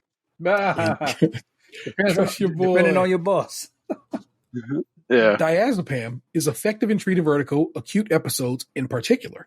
It depresses all levels of the central nervous system, which Dan just told us, including the limbic system and the reticular formation, possibly by increasing the activity of GABA. Word to value. Mm-hmm. So I guess the thing about all this too is it's just weird being someone that someone depends on, and I guess I'm not used to that because I've been a young person that like didn't have to take care of anyone really. That like now being older and having people depend on me for important shit is like something that I'm getting more used to because it happens more frequently now. Yeah. That and people looking at me like some sort of like guiding light or like person that they want to be around. And like I say that because like apparently my little brother, like younger brother, is like infatuated. Is not like in a romantic sense, obviously, because he's my brother, but like he just like really wants to be around me. Yeah. He looks up to his older brother. That's so normal. I mean, Dan, he gave me a gift today. Yeah, Dan's the no way. What did he get you? He gave me a WWE C4 energy drink on the day that Vince McMahon was charged or was being sued for Harvey Weinstein level things. R. Kelly level things. It's like it's like R. Kelly mixed with Harvey Weinstein type shit. Oh no! Yeah, it was him, Austin. It was him all along. Wow. Yeah, we forget that Dan is the oldest, so he doesn't know. Mm-hmm. I do not forget. Well, yeah, I don't forget either. But he's the oldest. Yeah. He doesn't. I mean, you had your grandmother. Did you have like besides your dad, like a cool older dude that you hung out with or anything that you can remember? Yeah. No, you don't know that life. And we talked about it when we talked about your brother kind of kicking it with you a few weeks back. It's just who you are. I spent all my time with women. Ain't no wrong with that. I didn't hang around like dudes like that or like older men. Yeah. So yeah, it's I was talking about this with some people the other day, and I said something about like we were playing Call of Duty. And I said something about like people not liking me, and my one buddy said that like people like you, and I was like people do like me. I'm like, but I think they only like me like when they remember me. I'm like I feel like I'm forgettable for a lot of people. That like I don't feel like I'm like the person that people like think we got to invite him. I feel like I'm the person that like. When they remember that I exist and they're like, oh yeah, we got to invite him. We like him. But I'm never like the person that I feel like gets put on like when they're making the plan, like this is the person we have to invite. It's like the invites go out and then they go, oh shit, we didn't invite him. So now we have to invite him. Like, that's where I feel like I stand with a lot of people. Is like I feel like with a lot of like people, like I'm like group B. I'm like, I don't feel like I get invited in everyone's group A. Even like people that like I talk to every day, I feel like I'm in group B. It's like I don't see like people like like that on the regular. Yeah, I am. There's nothing I can say that can change how you feel about the situation. I hate that you feel that way. Agreed. This was basically what I can add to or sprinkle onto that situation. But you feel that way because you feel that way, and that's just, and that is as real as it can get. But yeah, that kind of fucking sucks. But you are in the midst of, and I know it, on this journey and this mission of self-discovery and learning that about yourself, and maybe learn that about people who you fuck with. Let you know what's what with them in a sense. You know what I'm saying? So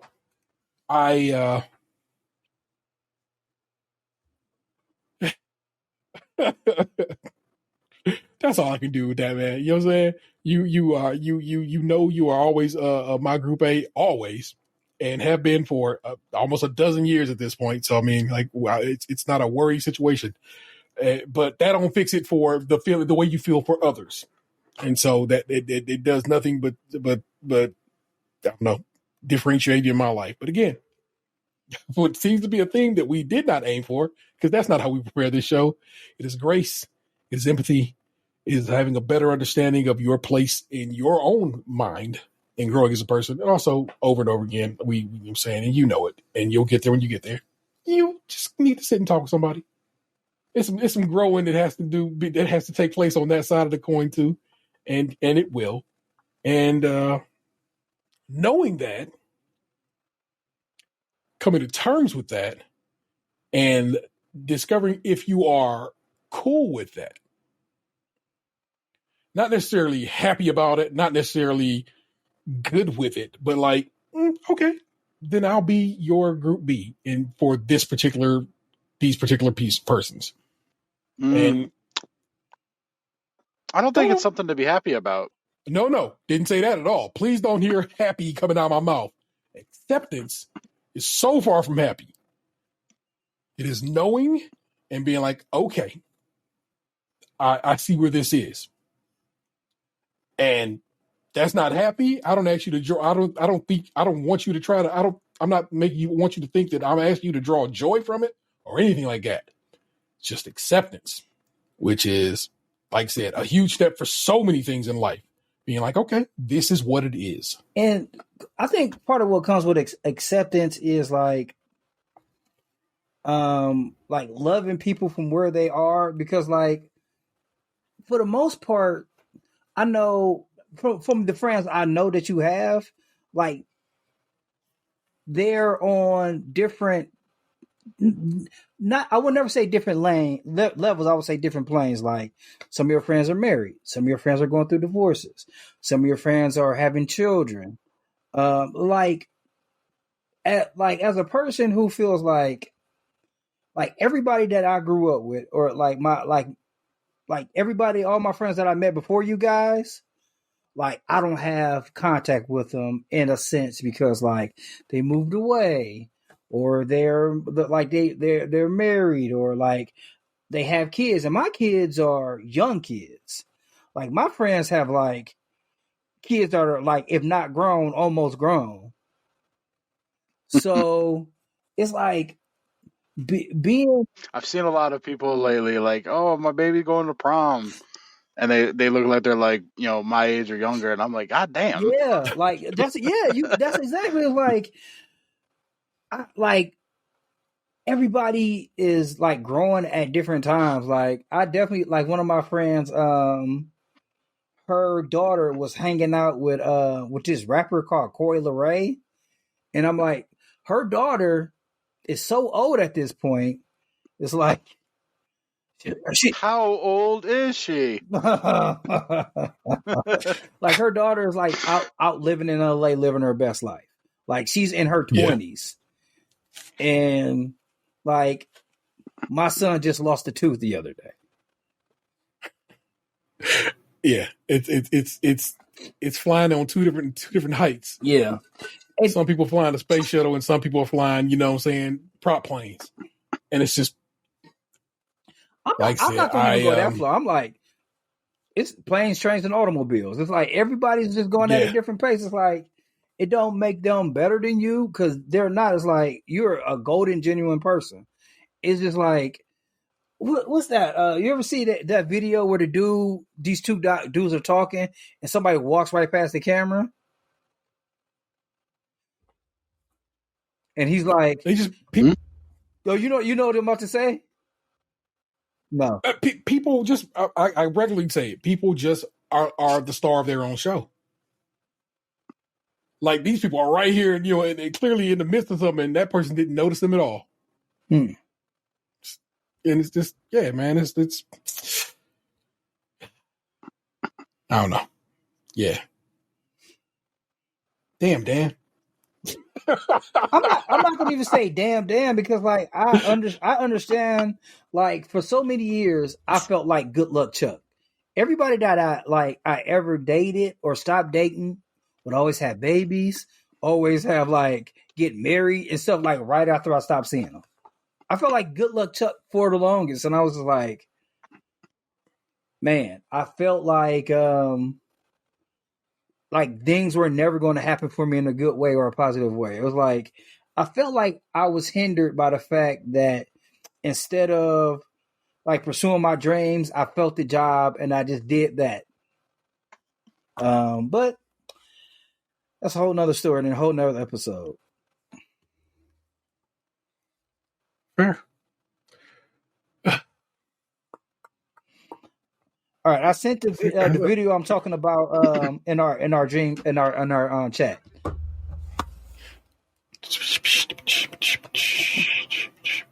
Ooh, you know what? I can actually probably give you. Oh, you can play it through some audio, and for my video viewers, well, I'm just play the audio. Yeah. I'm just play the audio. It's a little easier. And this dude would explain exactly what I mean. It was pretty profound. Goddamn, the Knicks beat the dog shit out of fucking Denver tonight. Holy smokes! I don't know if you're gonna cut this out, but I was trying to convince Dan earlier to start making a sports again. We've had that discussion as well. So. All right, let me get. People are just walking in front of it like we're not recording. It happens. People are people. None of it's intentional. Never attribute to malice what can be attributed to incompetence. It's far more likely that they're all in their own worlds, doing their own thing. They're not paying attention to the world around them. And we all do it every day, whether you're driving, walking down the street. All of our lives are just as complex as everybody else's. Everything you have going on, they have going on. Nobody knows what everybody else is going through. We also need to be a little more self-aware and aware of the world around us. That was deep. You got to look deep to find the deep things. If all you ever do in your life is stay at the surface, you'll never find anything worth exploring. Are you real? I try to be. Are you an AI? No, not at all. Yeah, I have seen that video, and yeah, it's yeah, the point kind of stands. So.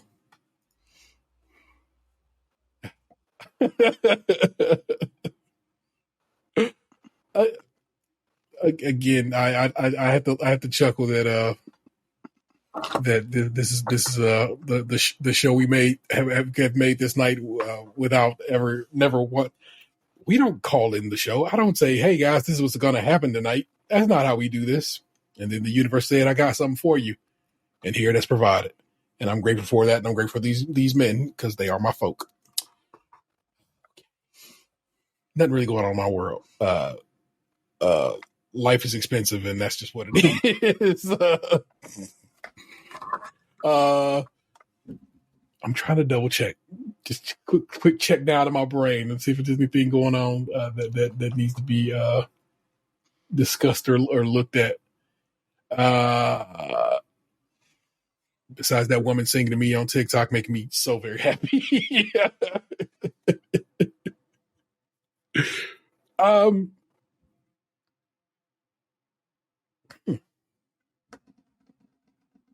Oh, here's something I guess I can share with you. It has nothing to do with anything worth or whatever. I started working on trying to be a better video editor this week. It's not from out of the blue. I've been putting up video versions of the show for patrons for a bit now. And I felt like the quality of the product was not as good as it could be. If you look at this video right now, I'm very, very, very well lit. Extra bulbs above me.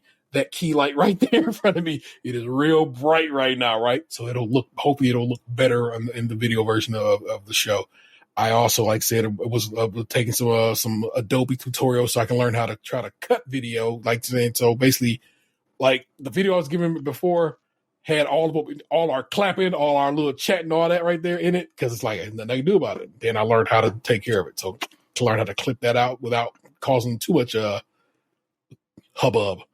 And then I was like, oh, yeah, okay, this is how you put art in the show. And I already kind of figured that out just myself, but now I know how to do it. So my guessing is no longer a thing. It's like, oh, this actually functions like that. I learned how to do some transitions. They tip you, they give you some fade options that I'm like, oh, that works. And so the video I put up of 524, assuming this is 525, correct? Yes. Self-appointed Popeye's mayor is the title of that episode. The video I think is of decent quality. Now, I don't get it twisted. We all have very different cameras, and it's always going to default basically to the lowest camera resolution, so it's not going to look the most crispity crystal clear. But if you want to see our smiling bearded mugs, join us over on Patreon, because like I said, I'm putting the videos out, and I put them out. I put them out usually considerably earlier than the regular show, because if I'm gonna be fucking around video, I got to start working on it nearly immediately. Not tonight, but tomorrow, and I'm off tomorrow from work. I took the day off, and so I'm definitely gonna get to it tomorrow. And so the video of this might be to the patrons as early as Sunday. So just whatever. But I'm real happy that I don't know what gave me the gumption. Like I said, if I'm going to be doing it, and I'm going to be, I might as well figure out how to do it right. And so figuring out how to do it right was a bit of a goal I set for myself here in 2024. I don't really do resolutions. Y'all know what that is. But I was just like, I want to make sure I give people a better product if I can. Also, if you are, like I said, there's an Amazon wish list on my shit, and you're trying to help out the go, I threw a couple of ring lights on that bad boy so these guys can be properly lit as well. Oh. And should I be using a ring light? I have one. I don't know. Your camera is just like, nah, man. And it's like, I don't know what to do about it. Oh, so yeah. It's like, my laptop is like legit 12 years I know. Old. We talk about it probably right around tax time every year. But then you have children and a life to live. I do. And so it can never be like, I'm just going to get a new laptop, because it's not that easy. Man. Yeah, my life, like I don't know if I think we talked about it last week. Like, I'm really at the point where I'm like, probably going like, I don't know, fucking do like every dad in the world and get his CDLs, because this work shit ain't working. And if the time has come for a change, then the time's come for a change, and I'm not gonna knock it or speak down to it. Yeah, so if these little dudes need braces, I'm fucked, man. Dental plan. Lisa needs braces, but yeah, man, I got up in there, took me some Adobe lessons, did some personal growth, some training. You know what I'm saying? That wasn't forced on me by my job, which is way nicer. And and I'm like, there we go. I can see that. And I've been trying to do just been watching YouTube videos, trying to look at the quick way to do shit. I'm like, look, I pay a handsome sum for the Adobe suite, and they give me classes for free with that fucking situation. So why not take advantage and use them shits and try to get better, get a little better in my hand editing. I was talking to Donnie from over at PSVG, you know what I'm saying, where Cadillac is now hosted at, and I was trying to figure out if we can get something going for a little animated something for the beginning of our videos. You know what I'm saying? It what I said, he was like, there's no way I can do that. Yeah. But I was like, that's just my first thought. Maybe we can figure something else out. So if you are, can do some stuff in like Illustrator or just in any program and think you might be able to lend a hand in helping us get a little animated something for the front end of our videos, let brother know. Or if you think you got some secrets that you can like, hey, I got something, I can tell you how to do something. I would also be accepting of that. Thank you for that. Just looking at our numbers. Our numbers on Apple are different than the numbers they say on Spotify. You think the Spotify numbers they should match? They don't. Yeah, I'm like, okay. Apple's algorithm when it comes to that is very different. Like, yeah. So are the Apple numbers higher or lower? They were higher. Okay, so the thing is, like, it's almost as though Apple, because Rod and Karen was just talking about this just the other day. Like, like you can listen to it like for a very short time, and it'll count as your download or something like that. Where everybody else they pretty much track it correctly. Oh, fascinating. Well, either way, so again, and then like I said, if you toss over to YouTube and look at those numbers, very different numbers too, all over the place too. Like that one podcast, I know it's just based off the name, and that is an erotic thriller. People love erotic thrillers. So many quote views on it, and I was like, I know they was disappointed. They probably was hoping to come in and see some something, and it's simply just 3 old men talking. They talk desperate for titties, having a good time.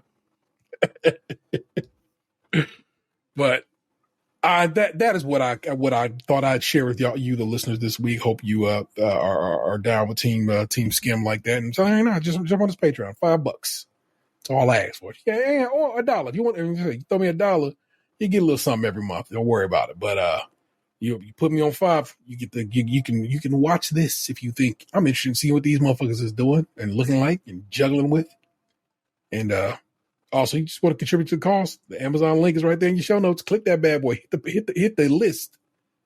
And I just went and tweaked that the other day a little bit. So I've been on the business of this show kind of hard here in January of this year.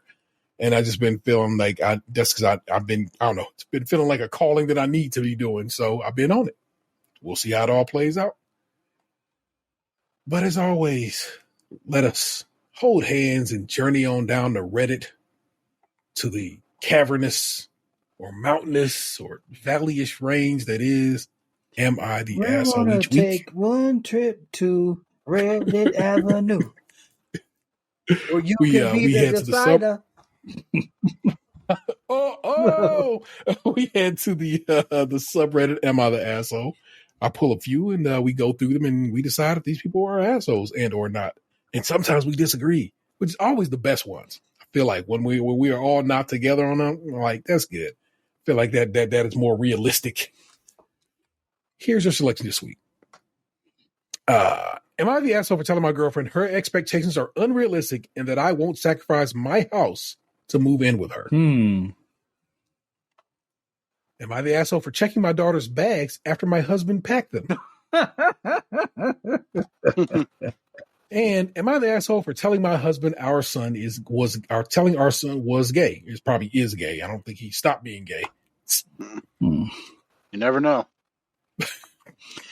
I want to listen to the second one because that is something not that I think that's a normal happenstance in a house where kids are getting ready to go somewhere. Then we begin there. Am I the asshole for checking my daughter's bags after my husband packed them? My 36 female, husband 39 male, and I are going on a brief vacation with our daughter's twins, 5 years old. I was busy at work getting things done before I had to go away. I don't like the way you describe that. Had to go away? It's vacation, lady. You don't have to do a goddamn thing. And when I came home, I saw that my husband had already packed our girls' bags. Now, this is an aside. on TikTok, I'm told this should be celebrated by some, and then I'm told it's the bare minimum by others, and I'm told men, that's all that the men, at the floor getting compliments and so forth and so on. So I don't know what you're supposed to do at this point. You either suck, you're great, or you're nothing. That's just what the internet tells us. Can I pause the podcast and tell you guys a quick story real quick and tell me what you think? Because this is not really. No, because I have to cut it out. No, I'm talking about not pause the. Pause the podcast. This is show. It's adjacent to what is going on. Not cut this out, sir. Fair enough. Go ahead. So, as I was talking about before we start recording, we did a STEM class, and I was going to talk about this before the whole glove situation came up. So we're in a STEM class, and it's science based, and I fucking love science, and we're doing the experiment, and we're talking. So the experiment was like putting grapes in the glass, and then putting soda water in the glass, and the grapes are bouncing up and down and shit. I'm talking to the kids. It's me, my partner, and my 2 children, and I'm like, it's showing buoyancy, and it's actually air inside the grape, and it bounces up and down. This is why it's doing it. And the guy who he's not running the class, but he was funding the class, walks over to me hey man, thanks for coming. I'm glad to see you. Glad to see somebody. Glad to see that you came to the class. And he says it 2 or 3 times.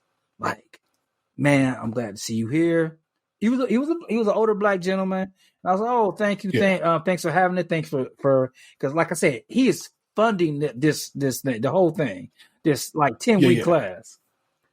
And then my partner was like, afterwards, she's like, this isn't a bad thing I'm saying, but it seems like sometimes when you're around, people don't pay me any attention. I'm there too, saying similar things to what you're saying, but she doesn't get noticed when I'm around. And I felt terrible. I felt not terrible. I felt bad. I heard her out. She said it's not a bad thing, but it happens when you're around. She feels like she gets put in group B. Maybe.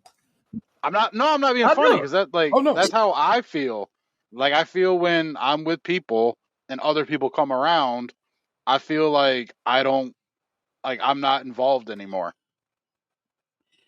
So in this situation, what I think, and you can correct me if I'm wrong, Ed, fathers don't come through all the time. I didn't notice until I was done. It dawned on me, as soon as we pulled back at home, I'm like, I was the only father there, wasn't I? And she was like, yeah, you were. And I'm usually 75% of the time, the only father there. Yeah. And I don't know how to feel about that. I don't know how to feel about that. And when we talked about last year when the father walk come, I hate going to the father walks because I'm always there.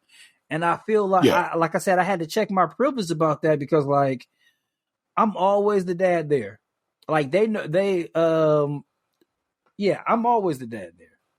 I have time in the morning to drop them off. I'm the one dropping them off. I'm not special. Yeah. I'm not. Because in your mind, in our mind, because I think that's an agreed upon between you and I.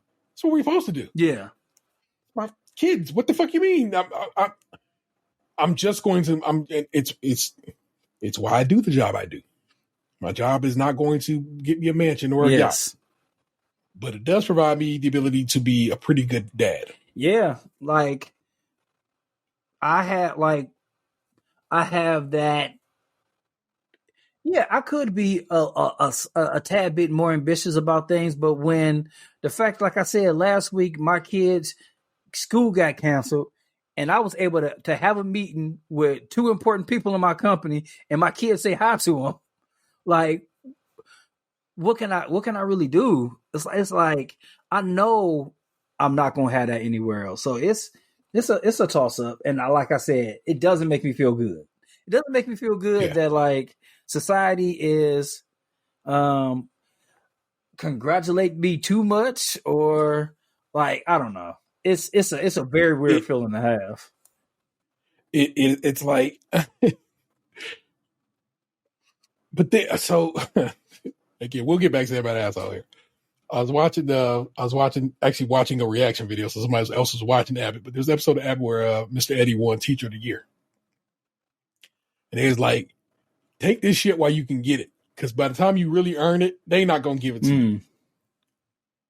And so I don't want you to not take these accolades because they won't always be there.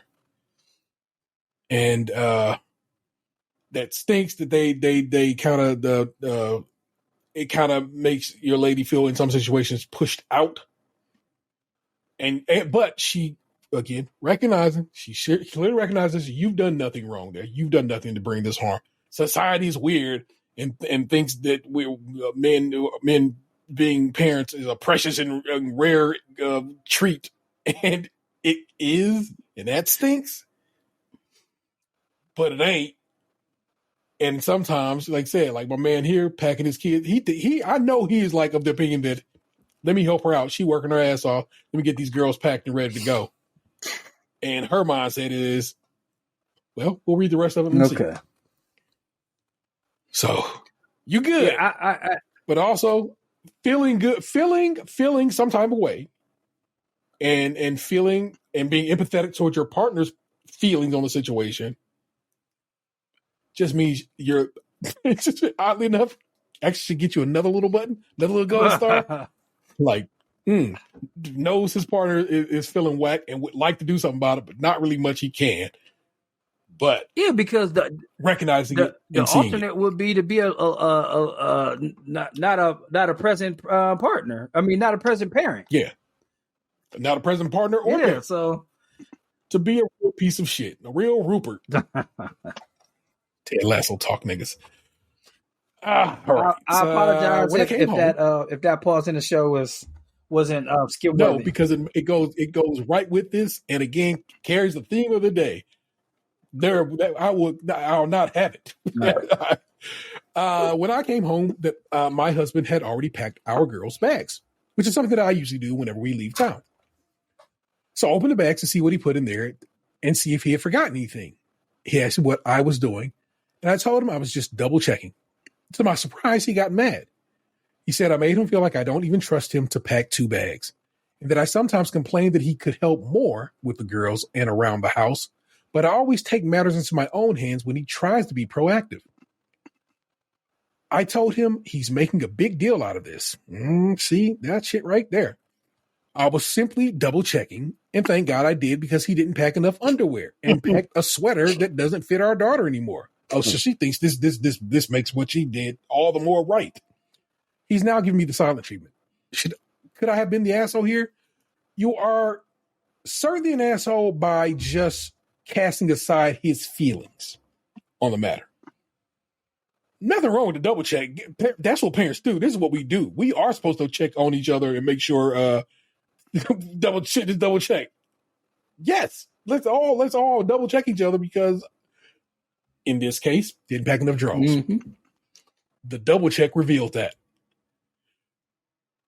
Only reason she's an asshole is because, like I said, she just shot her shit down and said, "You want some bullshit, motherfuck you." This is my feelings on this matter. You've made me feel lesser than, and when I've expressed it to you in earnest, you telling me my feelings is bullshit. Bro, if you don't think I've had this same discussion recently, then clearly, trust your boy on that one, okay? It is a conversation, a discussion that has to happen sometimes. And so all she had to say was, I don't know what she could have said, because like I said, his feelings was already hurt. But like I said, you're making a big deal. well, yes, it's kind of a big deal that you don't trust me enough to pack these kids' bags. But also, you could just been like, oh, no, man, I'm just making sure we got enough, whatever. Or, I'm so sorry I made you feel that way. That's an easy one right there. I did not mean to make you feel that way. My apologies. I was just double checking. And didn't even have to say anything about the underwear or the sweater or this, that, and the third. You know what I'm saying? That shit is actually irrelevant. It's how you made him feel. And that's why you're the asshole in this situation, in my opinion. Gentlemen? I agree. I love you, Dan. I also agree.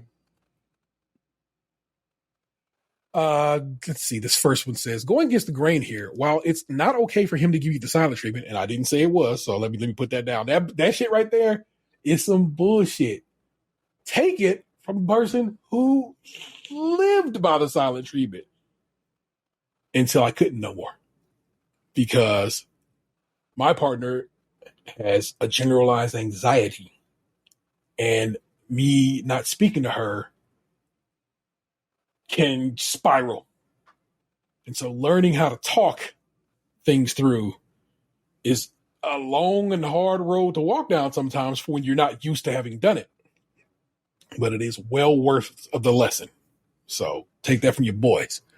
No silent treatment. And that alone could maybe turn this into an everyone sucks here situation. I can empathize with your husband here. Based on his reaction, I'm sure it wasn't the first time that he has been made to feel that the things he tried to do for your daughters or around the house weren't good enough for you by your standards.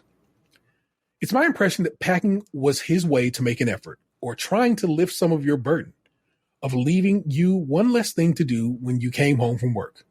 I don't know if you acknowledged that or if you immediately went to open the bags and double check on his work. That's the impression I got from your post. Before opening the bags, did you say something like, thanks, honey, I'll just double check to see if there's anything else I want to pack? See how easy that would have been? Ooh. Did you ask if he included this or that before taking matters in your own hands? As you said, sometimes a little appreciation, even for the things that might seem trivial, can mean a lot. In this case, I do believe you fell short, and maybe his immature yet deeply emotional reaction to give you the silent treatment is how he is able to show you how hurt he is. You're the asshole. Well written, sir. I get it. Again, I watch a lot of TikTok, and everybody tells us the bare minimum, and men are on the floor and blah blah blah, because they expect to be given a patty cake or high five for doing the bare minimum. But it's not that he has an expectation of a high five for doing the bare minimum. You've asked him to do more, then he does more, and his more isn't up to snuff yet. And because of that, you made him feel bad. That sucks. Like we just said, there are not a lot of dads showing up. There are more dads showing up now, but not a lot. And a lot of us weren't taught how to dad. I was raised by my mother and my big sister. My grandfather was but I wasn't really raised by him. We visit him every now and again, and he really didn't teach me any real life lessons. You know what I'm saying? My mama did. And so I was taught how to father via sitcoms. A lot of what I do is definitely from what TV taught me. I'm not going to lie to you. And so I know it seems frustrating and that men are doing the bare minimum, but man, a lot of us don't know any better and are trying to be better than what was in our life.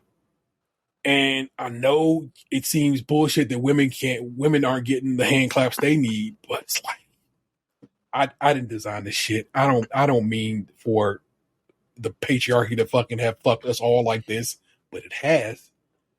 And it leads to things like this where my man's trying to help. And like I said, I don't really know if he needed a cheering, but a little bit of I'm sorry I made you feel that way goes so far. And I don't know. Let's click on the lady's name to see if she commented anywhere in these creeks. Let's see. We got one. Click on that. Though why the sweater that didn't fit is available for him to pack. I can think of reasons. Kids didn't want to give it up and took it from a donate bag. Husband didn't recognize the location it was set aside. It was being washed before the donated pack. Okay, so that's what this person says. And the OP responds, yes, I was saving it for our 4-year-old niece. I'm the one that usually dresses the girls up, and I know how their wardrobe is organized and which pieces are set aside. My husband didn't in this case. So then I jump to, why doesn't he know? Why does it seem like he's not involved with that piece of the action? Because he probably should be. And then maybe we can all, know what doesn't fit and what's being given away and so forth and so on. Just little lessons learned, people. We out here. Still this gay one, because I had it for a couple of weeks now. No, I guess I've had it for a week now, because I can see when it went up the first time. And I just, it was a little for last week. Am I the asshole for telling my husband our son was gay? I, 32, female, caught my son, 15 male, cuddling with his friend, 15 male, while they were sleeping in their room. I decided not to wake them up, and I discussed it with my husband, 34 male. And the possibility that our son might be gay came up. When I initially agreed with my husband's suggestion to approach our son when his friends leave, I later decided that we should just wait until our son was comfortable sharing this with us. My husband argued, saying, what if he never tells us that he's gay? I told my husband that if he doesn't tell us that he's gay, then he's probably not. Which is real. Okay. I told him that we should just let our son know that we'll love him regardless and leave it at that. Okay, I get that part. However, my husband went against our agreement and questioned our son about his sexual orientation while I was driving my son's friend home. When I returned home, I discovered my son in tears, yelling and accusing me of outing him, which is not what happened. I was confused and told my son that I didn't know what he was talking about. My son told me that while he was crying, that his father revealed that I saw what I saw and basically coerced him into coming out before he was ready. My son asked me why I would tell his father and why would I enter his room without his permission. I started crying and told my son that I was sorry, that I loved him and accepted him no matter what. My son remained distant and is now refusing to speak to me and his father. When I confronted my husband, I told him that I was angry that he threw me under the bus. He claimed he didn't mean any harm, only shared what I mentioned to our son, hoping it would make him comfortable about coming out to us. Despite his pleas for forgiveness, I can't help but feel anger toward him, knowing my son is now feeling hatred for me or of something that I actively tried to prevent. My husband argues that blaming him for our son's emotions is unfair and told me our son is only going through an emotional phase that will pass. Despite him begging for my son and my forgiveness, telling us that he meant no harm, I'm torn between forgiving him because I blame him for causing our son to be angry with me. ECA, I entered my son's room. I was doing laundry and planning on washing my son's clothes. I guess this is additional context. I did knock to see if they were awake and waited for a response. And when I got no response, I entered. I only usually do this when I plan to wash clothes, and I like to do it early in the morning. I've been doing this since my son was 12, and he told me he didn't mind because he would wake up with clean clothes. There you go. When I saw my mom and my son and his friend cuddling, I immediately walked out of his room, shut the door. I was thinking straight. I was thinking straight and should have waited for his friend to leave. Sorry for not mentioning this before. Okay, so that was just a little additional context she had. Let's see. Is she an asshole for telling my husband our son was gay? Okay, I guess she's asking if she's an asshole for, I guess in this case, just telling her husband this happened.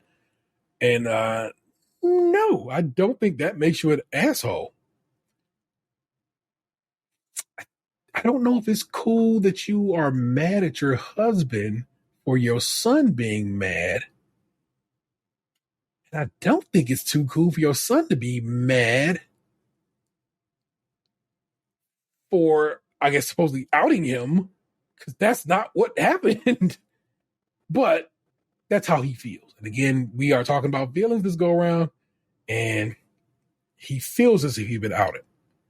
and can't really do nothing with that. 15 years old, you're going to feel how you're going to feel, and you kind of stuck. I feel like the one bugaboo is the dad saying it in front of the friend. So that means... He didn't say it in front of the friend. She took the friend away already. Oh, well, I misheard it because I thought he said it in front of the friend, and it seemed like he said something. The father said something about it in front of the friend in the car, which would also out the friend, which isn't cool. Yeah. No. She had taken the friend home in the car, and while she was taking the friend home, father went and talked to the son. So none of this happened in front of anybody but these three people. Yeah, I feel like the mom's not the asshole. I feel like the dad is. Because like if they had agreed how they were going to approach it, and then he goes off script. Oh no, because they had come to an agreement that said yes they would talk about it. Then she decided against that. He didn't agree to that against that. She changed her mind. So at this point, they both say they're both are saying two different things. Now I am with you in that you should probably come to some agreements before anything is said. But they had initially come to terms, and he was like, "Okay, I'm going to go take care of this." And that's probably a big step for somebody to be like, "All right, I got to go talk to my kid about his sexuality and what comes with that." And so that is that is something. I feel so bad that this woman. I feel bad that this woman feels bad because her son is so angry about the situation. Let's click this. I see a couple of wait a minute. Let's see. This one says, you knew there was another teenage boy in there who you don't have this agreement with. You still should have waited until they were up. People would throw a fit if a father snuck into a daughter's room during a sleepover. What? Yeah, come on. Oh, they're mad that she went in the room to go get clothes. They reaching. Yeah. Let's see what this one says. There's another. I'll try to get the comments from the OP. She says, I don't know if my son and his friends were, quote, screwing around. And quite frankly, it wouldn't even be an appropriate time to address that with my son right now. My husband and I were completely in the wrong. I don't think that. And we've accepted that. My son has every right to be angry at us for it. I will admit that my anger toward my husband was misplaced. Okay, as I shifted blame off of me onto him. However, the intent was with my husband. And what he did wasn't okay. I will support my husband through thick and thin. However, when his actions are wrong, it's wrong. Okay, I understand why that could be argued as such.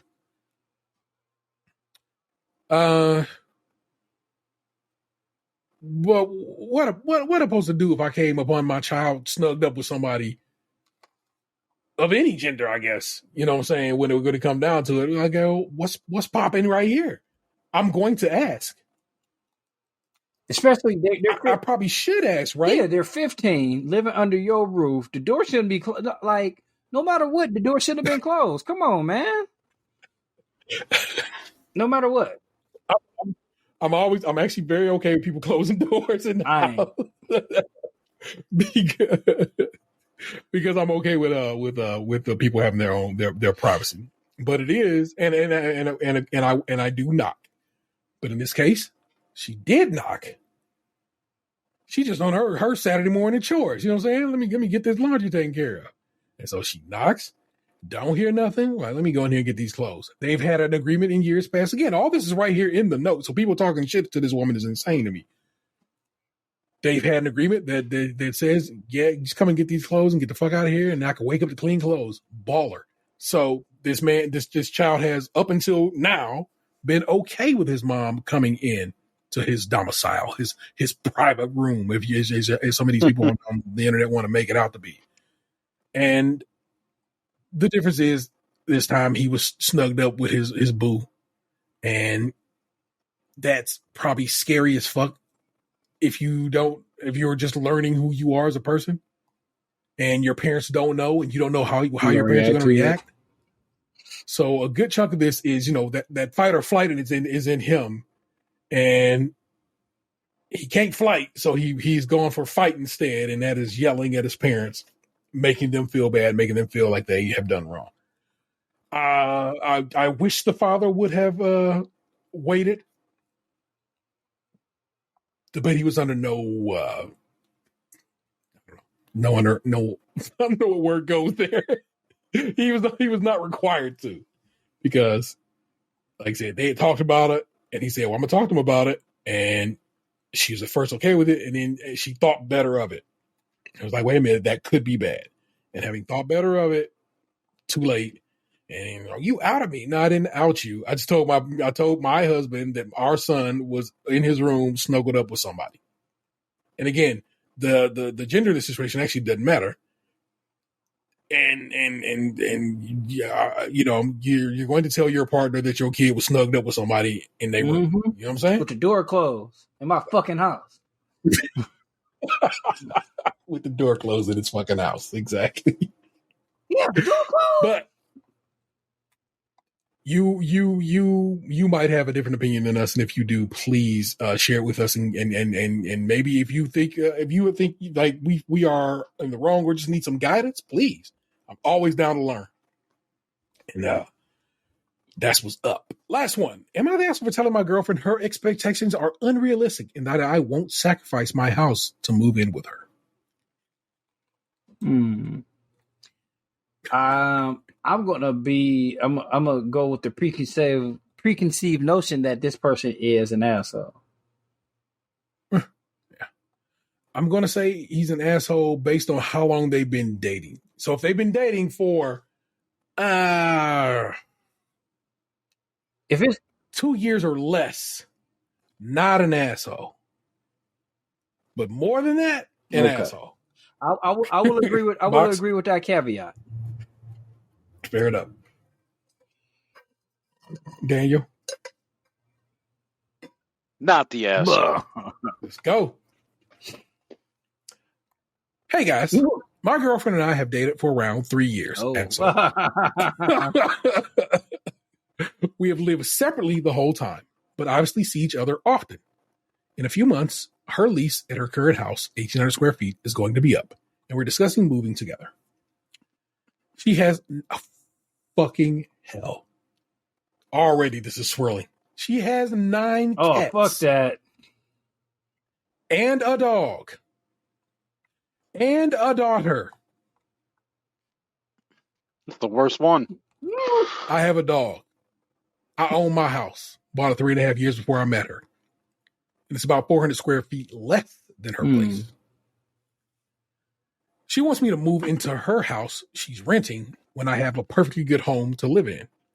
I understand her concerns about space and the comfort of the animals, but 1,300 square feet isn't that small, and I feel like it'd be a horrible financial decision for me to give up my 2.8% interest rate and start renting again, especially because my home's value will probably continue to increase.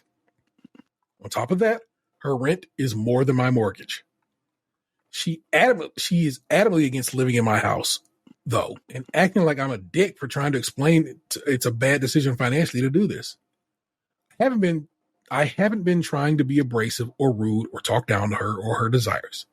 But she seems to think if I don't move into her rented house, I'm not making sacrifice for her. Am I the asshole? If you have questions that would help with context, I'll answer them. I'm not sure what info you guys would need. Thanks. Edit. Adding this on before people see it. Okay. She seems to think I'm being a dick because I told her that her expectations are unrealistic and that it'd be financially irresponsible to our future. One more edit. Her main concern is that there won't be enough room for her animals to be comfortable. My argument is that financially speaking, space is expensive. We need to make it work and figure it out because it's not in our budget to own a house bigger, and renting isn't financially responsible when I own. Another edit. Part of my issue is that she's currently struggling to pay for the space she has now. She currently shares the house she has with a roommate. What the fuck? Who would leave if I moved in, and their dog. Okay. But is seriously considering a second job to afford it. Pocket sand. Run. I rescind my asshole. You are not the asshole. And though you might have been gotten close to this child that she has, this is a red flag. And you should probably This is a strange fruit red flag. Wrapping this one up, B. No, there's no stinking way you should be with this person. And 9 cats, a dog, and a child cannot afford the space they live in as it is. What? It's not the animals that are the issue for me. It's the fact that they can't see financial reasoning. Correct. It's like they're just like, oh, we'll pay for it with hopes and dreams. Like the people that I know that can't manage, like, it's hard to make sure that like everything gets paid and like shit comes up with this economy and people aren't making as much money. Like, I get all that kind of shit, but like the people who just like make money but never have money, like it's kind of like that video that you showed us earlier today about like how back in the 80s, like middle wage or the middle class was like $30K, and now that's like $176K or whatever. 174. Yeah. Like, yeah. Like, I think that depends on where you live. And like, granted, I know it's nationwide averages and shit probably, but like, if you're making 174K and you can't make it in New York, maybe you shouldn't live in New York. But like 174K in Ohio, probably doing pretty good. Yeah. Like, you know, I make what I make, and I can tell you, I can assure you, ain't no fucking 174K, and I'm surviving. You know, like, but the people who like make like what I make, if not more, and never have money and are in crippling financial debt, like, I feel like some of it is just because they can't tell themselves, no, I don't need to buy this one thing that I don't need, or you know, they just. And in her case, it's like the animals aren't necessarily the issue. It's the fact that like you can't think far enough ahead to where like you're seeing that you're just dumping all this money into something that like is getting you no asset equity, and you want to dump off like a perfectly good asset with an amazing rate just so that like your cats have an extra room. Like, come on now. Like, this dude needs to seriously consider the person that he's thinking about spending his life with. And I don't say that because of like her animals and all that stuff. I say it just because her reasoning may not be sound, and you're going to have to decide if you're going to want to carry the burden of your life together, because this person doesn't seem like they're on the same level as you in that regard. It's the 9 cats for me. It's maturity at the end of the day. 9 cats. That woman doesn't rent a house. She runs a fucking zoo. Your girlfriend needs an education and compromise. Compromise, it turns out, does not mean she gets whatever she wants and her opinion is right. You're an asshole if you disagree. Absolutely do not sell your house, regardless of what else you do. I cannot imagine wanting to live in an 1,800 square foot house with 2 adults, 2 dogs, a child, and 9 cats. Even more so, I cannot imagine wanting to allow my SO to bring that type of scenario into my home either. The zoo would be a deal breaker for me in general. Thank you, I agree. As would her behavior and not understanding how good your position is, why it would be entirely asinine for you to sacrifice that position, not the asshole. Edit. The more I think about it, the more I realize that your girlfriend is probably either not being forthright or possibly doesn't even know what she's unwilling to contribute, or that she's unwilling to contribute to your house. She could resent that you have a house and she doesn't, and she could simply not want to contribute to a house/property that she has no ownership in, which, were it the case, would be hilarious because what the fuck do you think renting is, girl? Contribute to a house you don't have any ownership in. Yeah, we've had that like a couple different times where it's like people want to break up because, man, you've been paying for this house. It felt like if I start contributing, I'm paying rent to you. Like, It's difficult. That At the person wraps very up. least, if they are gonna like live there, don't sell the fucking house. Rent the bitch. Don't give that asset up. They end that comment with, either way, this is a huge red flag. And the OP responds, I love animals. That's not a concern for me. Her pets are awesome and I like being around them. Out of here. But the rest, yeah. That's his response was, yeah. Let's click on him and see if he has any other responses to this. You're the asshole for considering it. Oh. Why can't you just, for not considering it, why can't you just rent your house out?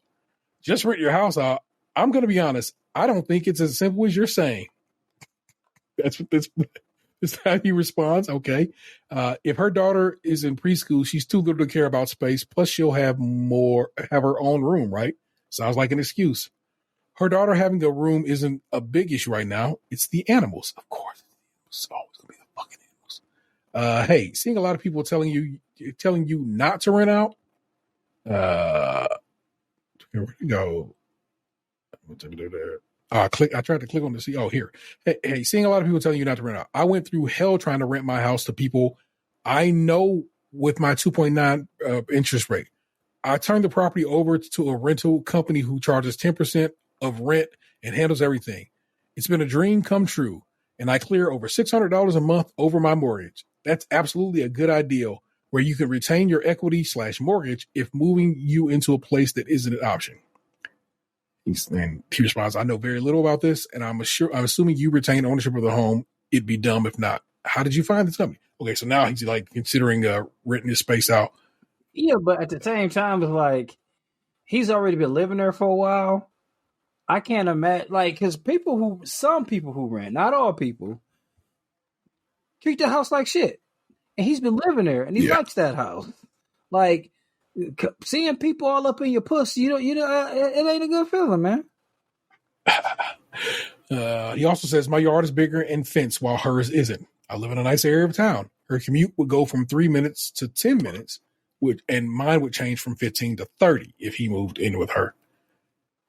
Over and over again, sir. Now I feel like you're an asshole for even asking this because you knew what it was. No, you're not an asshole. He just wanted a clear conscience to break up. I hate the Reddit break up with her, but I kind of feel like it gotta be in this case, man, because that shit don't seem like it's gonna ever work itself out good, and also it don't seem like she got good sense, and good sense ain't just gonna arrive because you want it to. We keep it moving, y'all. But actually, that's kind of it. Entertainment this week. I rewatched all of The Bear, this time with Vanessa riding shotgun, and she seemed to dig it. Now, she didn't seem to dig it as much as I do, but she did dig it. But I'm like, I'm in love with that show. I'm infatuated with that show, where she was just like, it's a good show. I can appreciate these things. And that's dope. She watched Saltburn again, and I ended up getting the last, let's say, 10, 20 minutes of Saltburn. So I kind of have a better understanding of people wilding about Saltburn and so forth. Should I be watching Saltburn? Strange. You might appreciate it. Why would I appreciate it?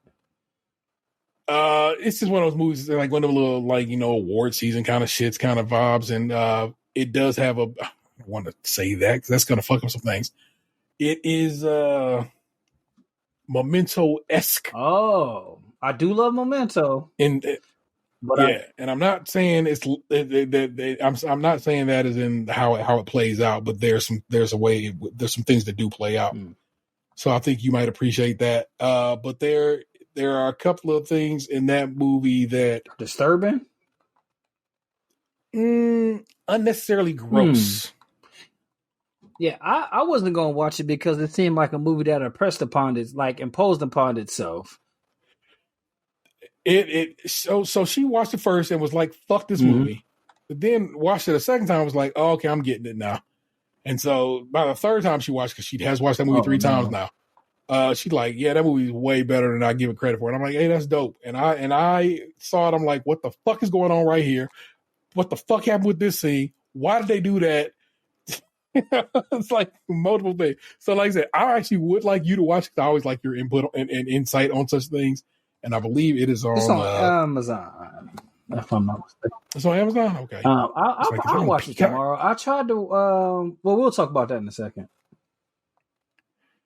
Like I said, the bear, and I got back in them Fortnite streets because they added Solid Snake from Metal Gear Solid as a character. So I started playing Fortnite again, and Fortnite is great. One of them games I have not played for a good long while, and then I'm right back into it and having a good time doing it. So, hey, Fortnite people, that's what I've been entertained by this week. What about you guys? I've been playing Call of Duty. Dope. That's about it.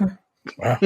All right. Well, I tried to watch Barbie. I did not finish it. I thought it was okay, but I guess I'll finish it tomorrow. I've been watching on also on HBO Max, Married to Real Estate, which is like my during the day show that I can throw on because it's like up to season 3. I watched some of season 1. Egypt is fine. And like I'm gonna watch season 2 and season 3 of that.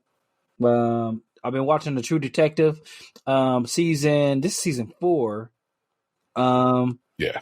I'm not liking the way they're like, oh man, this is gonna be the best fucking season of True Detective ever. It's back. It is not better than the first season of True Detective.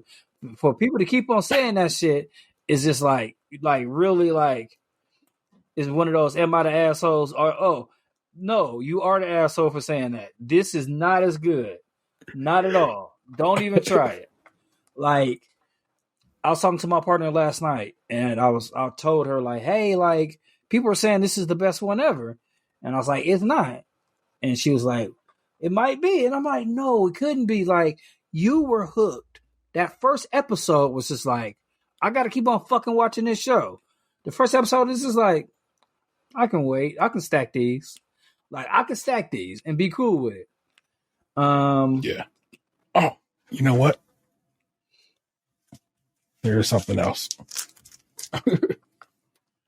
I woke up this morning and it just was like, you need to listen to something in the way of things, which is a poem by Amari. How do you say this man's name? Baraka, Baraka, on the Roots. What is this? Their 5th album, maybe their 6th album, Phrenology. And this is the Vaughn Me Please pressing of it. It was a Vaughn Me Please Essentials record. And I don't know why I was just sitting here this morning working and like not even working. No, I hadn't signed into work yet. It was before I was just sitting here waiting for the kids to come downstairs before Jenna went to work and I had to take leave to school. I was like, hey man, come here and grab this off the shelf for me. And Lee was like, come on, man. I'm like, come on. Send the peas. I'm like, where the peas at? And I'm like, hey, right there in that corner of that thing right there. Dig it up for me. I go, it look like this. You'll know what it is. And he grabs it off the shelf for me. And like I said, I didn't get a chance to even try to play, or like I said on my Instagram, I said I didn't get a chance to play this until this evening. And I listened to Something the Way of Things about 6 times tonight, y'all. The Roots Phrenology is a fascinating record. It is a record they made after Malik B had officially been kind of kicked out of the group for drug use. Its musicality is wild. What it was Black Thought was going to make a solo record, but then they were told, well, that's not going to count towards your Roots records. And so if you make that, it's its own thing. It doesn't count. And so they was like, oh, fuck it. Then we'll just put the songs together. And the songs kind of came together to make Phrenology. So a song here called Pussy Galore. And there's a song called Water. And Water's amazing. Water's like 10 minutes long. It's like it's a thing, you know what I'm saying? It's more than a song. It's kind of a piece about Malik B being kicked out of the group and why and so forth and so on. There's all this music and it's playing. It's meant to be dark and take you through an adventure. But Something the Way of Things, parenthetical In Town. It's I don't know. Like I said, I literally woke up this morning thinking about it. So why that was in my head is beyond me. I do not know. But yeah, the Roots Phrenology. Like I said, that version of it is super nice. Comes on this brown marble vinyl. If I can show you guys on the video what that vinyl looks like. And actually, I'm going to put a light on the back of it so you can kind of see through it.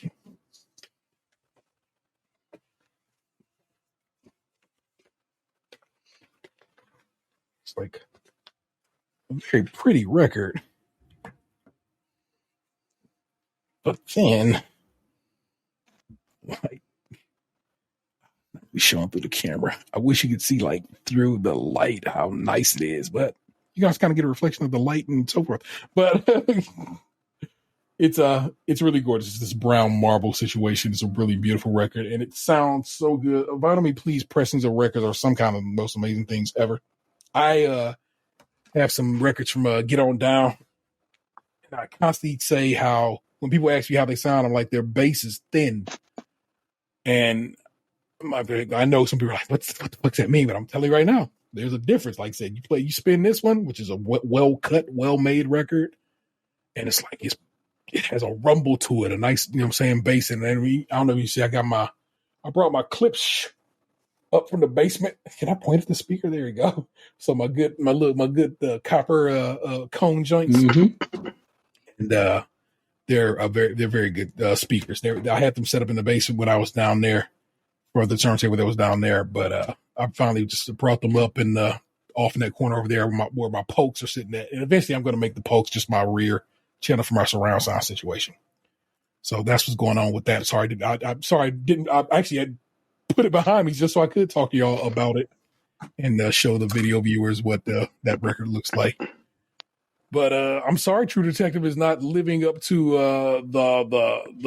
It's okay, but it's just not as like I just feel like it's no season one. I know how much season one. I know how much you love season one. I do. Yes, and people are excited to have like the connections between season 1 and season 4.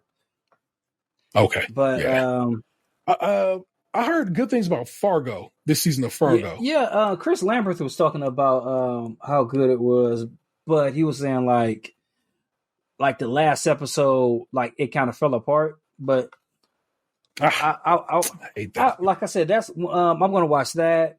I'll watch Saltburn. I might start that tonight. Saltburn, because we about to end a little earlier than we usually do. So So I got some new talking about music. The song of the week I made my children listen to, and it was funny. I don't know why it came up and why the word jealous was being said in our house, because it was just like the boys that came home from school, and then like one of them was like, "You're just jealous," and I'm like, "All right." So I started playing Nick Jonas' "Jealous," and I have accomplished my goal for every song I ever played for my children.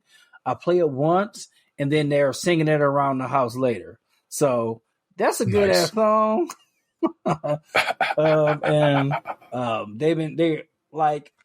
We do another thing where we try to find the Kids Bop version and see if it stacks up with the original. It didn't, because I think he says like something hellish. And of course kids can't sing along to saying hellish, so you got to make a Kids Bop version of it.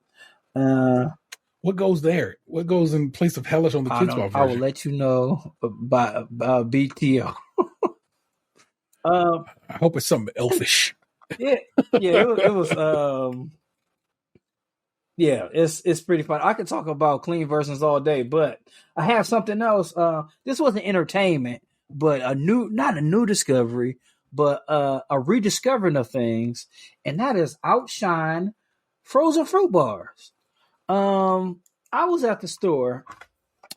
Yeah, it come in a green box, right? Yeah, I know exactly what you're talking about. So I was at Giant Eagle, which I'm not at Giant Eagle a lot. We had ordered food from somewhere, and I was like, I got time to kill, so I went into Giant Eagle because of that. And I seen that the Outshine bars were like $3.99. I'm like, oh, okay. And it was like for the 12 pack of like the little ones. I'm like, okay. And I was looking at the no sugar added ones and the regular ones, and I see like just looking, I'm like, man, the no sugar added ones had like 78 ingredients, like so many. Then I looked at just the regular ones, and it was like 10. It's water, strawberries, citric acid, like stuff I can vibe with. Like it's definitely okay. Yeah. So I'm like, so I got some, and me and Spud was eating them. I'm like, man, these are delicious. And I remember I used to fuck with them super heavy when they were 80s fruit bars. And they had the peach kind, and they had chunks of peaches in them. And like I love those things. And I remember my ex was at my apartment, and I was eating one, and they had changed the recipe, and she laughed at it, and I immediately broke up with her after that. It's like, you leave. But we didn't break up over the 80s, but we were together long after that. So. But yeah, and now they're called Outshine fruit bars, and man, they're pretty damn good with like real chunks of fruit. And I know my son wanted me to get the watermelon kind. I know Uncle Dan was like would not agree with that. It gives him a headache. I know. I understand. But yeah, that was all from my share corner. Well, my ladies and G's and MBs, thank you for joining us this week. You know the deal is. Please rate, review, subscribe, and share this show wherever possible. Give us a subscribe over on that YouTube channel. I do put an audio version of the show up on YouTube if you are so inclined. If you'd like to see our smiling mugs, I'd ask you to join us over on Patreon. Members at the $5 tier get video version of this show. And I've been putting in some effort, and it's only going to get better as time goes along, as I get better at my editing, and as we get better cameras and lights and so forth and so on. Worry not. It'll all get better in the long run, and I'm happy to be working on it. We have merch, tpublic.com/users. Krunchy Milk, all one word. Get yourself a shirt. You'll love it. Feel free to give us a call, 216-264-6311. That's 216-264-6311. We would certainly love to hear from you. That is, of course, the 216's own Young Tatum. I pity the fool. Man, it's a whole song dedicated to Mr. T on this latest Aesop record, and it's so dope. I have to find you the title of it. Maybe you can give it a spin and see what you think on it. It's the whole ass song dedicated straight to Mr. T, and I love every bit of it. It's so good. Talks about his whole life and stuff in a way. It's like a biography of Mr. T in a rap song. That's super dope. What you got better than that? Nothing at all. That's my man, the always dependable Young Daniel in the building. You're welcome. Hey, always grateful for you, sir. I am your host, the Internet's Tabor713. Thank you for joining us this week. We'll do it again next. And until then, you just been podcast, do forgive me. And I know you loved it. Snickers got veins. Dick veins. What happened to your ass? It used to be beautiful.